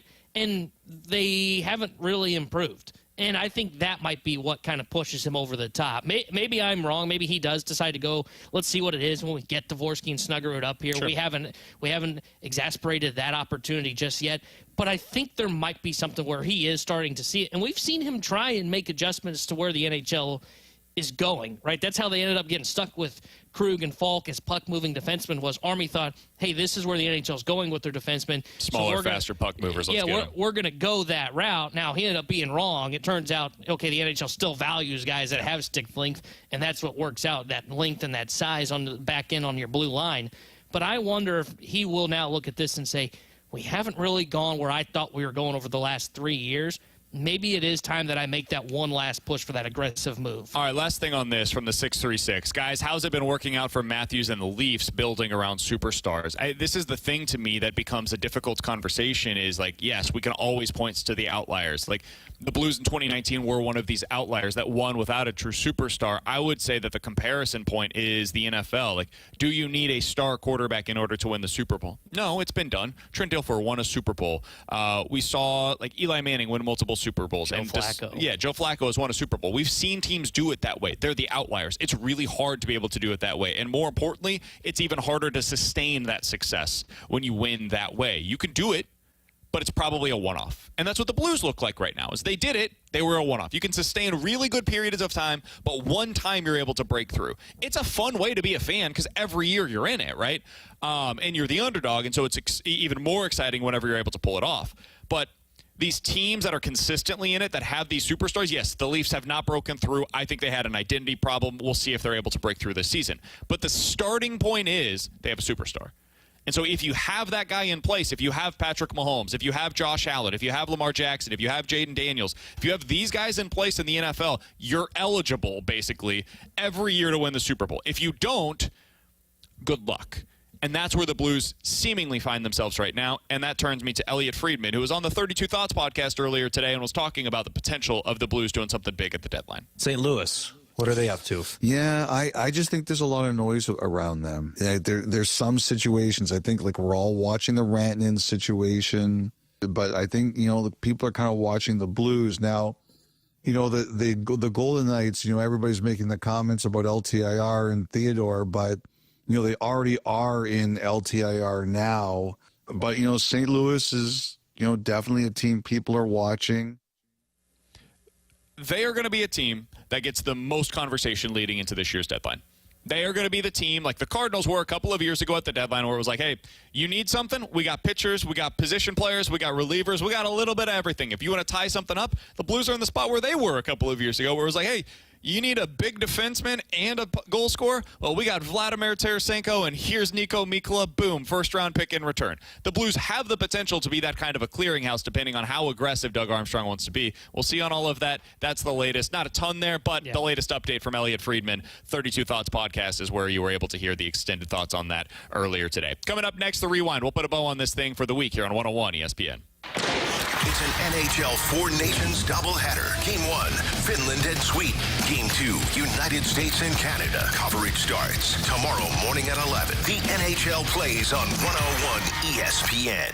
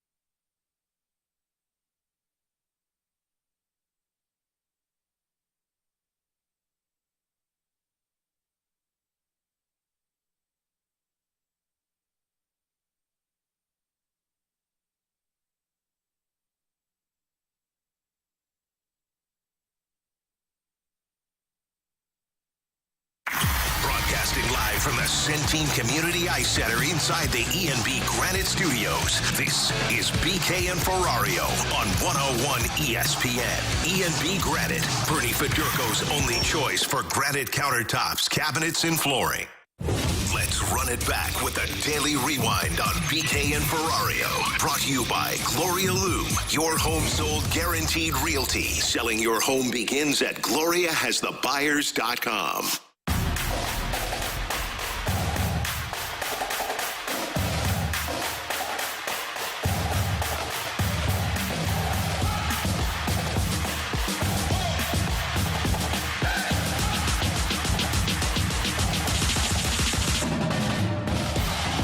T-Bone and Bradford Bruns. I'm Brandon Kiley. If you missed anything from today's show, be sure to check it out on the podcast page. 101ESPN.com and the free 101 ESPN app is where you go to find it. It's all presented by Schaefer Door Company. That 101 ESPN app is free to download. It is super easy to use, and that is presented by Dobbs Tire and Auto Centers. While you're over there, be sure to check out all of the great work that TMA did this week. I thought they did a genuinely fantastic job in the way that only TMA can, getting some personality out of the Cardinals. You heard more from Ollie Marmol personality-wise than I think you've heard in maybe ever. John Mozeliak was on earlier today, just shooting the breeze with the guys. I thought it was great. It was the third time that Mo has made some kind of an appearance on the show. Really awesome. And if you want to learn some more about the young guys, they talked to a lot of them as well. So be sure to check that out over on the podcast page after our show today. But T-Bone, to kind of wrap things up, it's been a lot of Cardinals coverage this week. That's natural. Four Nations face-off going on, the end of the NFL season. Like, there's just not a ton going on elsewhere locally. So it's been a lot of Cardinals coverage as they report for camp. And, of course, the big news yesterday, Alex Bregman signs with the Red Sox. Mo talks with the media and says, hey, our expectation right now, barring something unforeseen, is that Nolan Arenado is going to be the starting third baseman for the Cardinals on opening day this year. What do you make of the news? What's your kind of biggest takeaways from what we heard yesterday from Mo? I think with Arenado back, the Cardinals are a slightly better baseball team than without him, and Mo said that today. Now, he didn't use slightly. He said they are better, but I think they are slightly better just because it does provide some level of stability, right? Though Arenado's on the decline, I think you can write in pen, hey, he's going to be a league average hitter at minimum, and then you hope for a bounce-back season with him. But I think my biggest takeaway is it felt like this was where this was going to go all off season long. When he declined that trade to the Houston Astros, which felt like a very good fit for him, I just didn't know where their pivot was going to come. And as the Bregman saga just drifted longer and longer and longer into and closer to spring training, it felt like, okay, maybe the Red Sox are the team that you can make this happen with. But the moment he signed it, you knew it was going to be, he's back here in St. Louis. I don't think they got a trade in place, so you got to plan on him being your third baseman. And I question if they're able to accomplish their goal of the youth movement with him here. Yeah, I think the way that the youth movement can still take place is by playing. Now, it changes kind of who you're focusing on, but you play Lars Nootbaar in center field. That allows you to push Brendan Donovan to left, which allows you to put Gorman at second. All of this is like not what you were hoping for, but it is what it is. And then you end up getting opportunities for Burleson at DH. First base is Contreras. Catcher is Ivan Herrera / Pedro Pajes. And boom, you're still getting the answers on all of the guys that you were looking for. Katie told us the other day, hey, the three that they really want to get answers on this year are Walker, Newt, and Gorman. And you can do that no matter what, even without moving these guys around. But I just don't think, like, Michael Ciani, while I do think he's a really good glove, he's a nice player to have on your roster, I don't think he's somebody that I feel the need to get 500 at-bats for this year. In fact, his best role for a team might actually be as that fourth outfielder. And Victor Scott, I don't think it's the end of the world if he starts the year in AAA. So with all of that said, yeah, move Lars to center field. It allows you to put your best lineup in the field every day, offense-wise. You do get a little worse defensively. There's no denying that. But that's what the trickle-down effect is of having Nolan Arenado here. I also think they have a chance, although slim, to be a better team than people thought they would be. Nolan Arenado at third makes you better defensively over there. He's got the potential, even if it's low, to be, 25 homer guy that hits 280 this year, and that helps you in the middle of your order as well. It's not the end of the world for the Cardinals to have him back this season. It's just not ideal. And when your president of baseball operations comes out and says, our priority number 1, 2, and 3 was to trade Nolan Arenado, and then Nolan Arenado is not dealt before opening day, I mean, he was the one that said it. We don't have to use our words to use it against him. He was the one that said that those were his priorities, and they weren't able to accomplish that. Some of that is just due to circumstance. They had a trade in place. Arenado said no, and then Bregman took the one place where they could potentially trade him to. But that's where they're at. And now you hope it's just not awkward, right? Now you hope there are no really bad feelings in this. And Mo has said that he thinks there's not going to be. He said they're both adults in the room. That becomes the biggest question around Arenado the rest of the year is, okay, is this awkward, or is it, hey, he's accepting of this? In spring training now, the biggest question, you're right, is how willing are they going to be to play Nootbaar in center field? Yeah, it's going to be interesting to watch, monitor that as we continue along. They're expecting everybody else to report to camp at some point early next week. Nolan Arenado expected to be a part of that. So we'll certainly have all of the updates as they come right here on 101 ESPN. For Tanner Hendrickson and Bradford Bruns, I'm Brandon Kiley. If you missed anything from the show, be sure to check it out on the podcast page. You can always check us out on YouTube as well at youtube.com/101ESPN STL. One last time, I want to say an unbelievable job earlier today and really all week long by TMA. Those guys got some killer interviews. They got some great personality from the guys, so check those out while you're over there on the podcast page. We'll talk to you guys on Monday at 11 a.m. when Alex Ferrario back in the studio with us. The Fast Lane's coming up next here on 101 ESPN. We want to hear from you. Use the Scott Lee Mic Drop feature on the 101 mobile app. Give us your opinion on anything St. Louis sports with a mic drop. Brought to you by the Scott Lee Heating Company.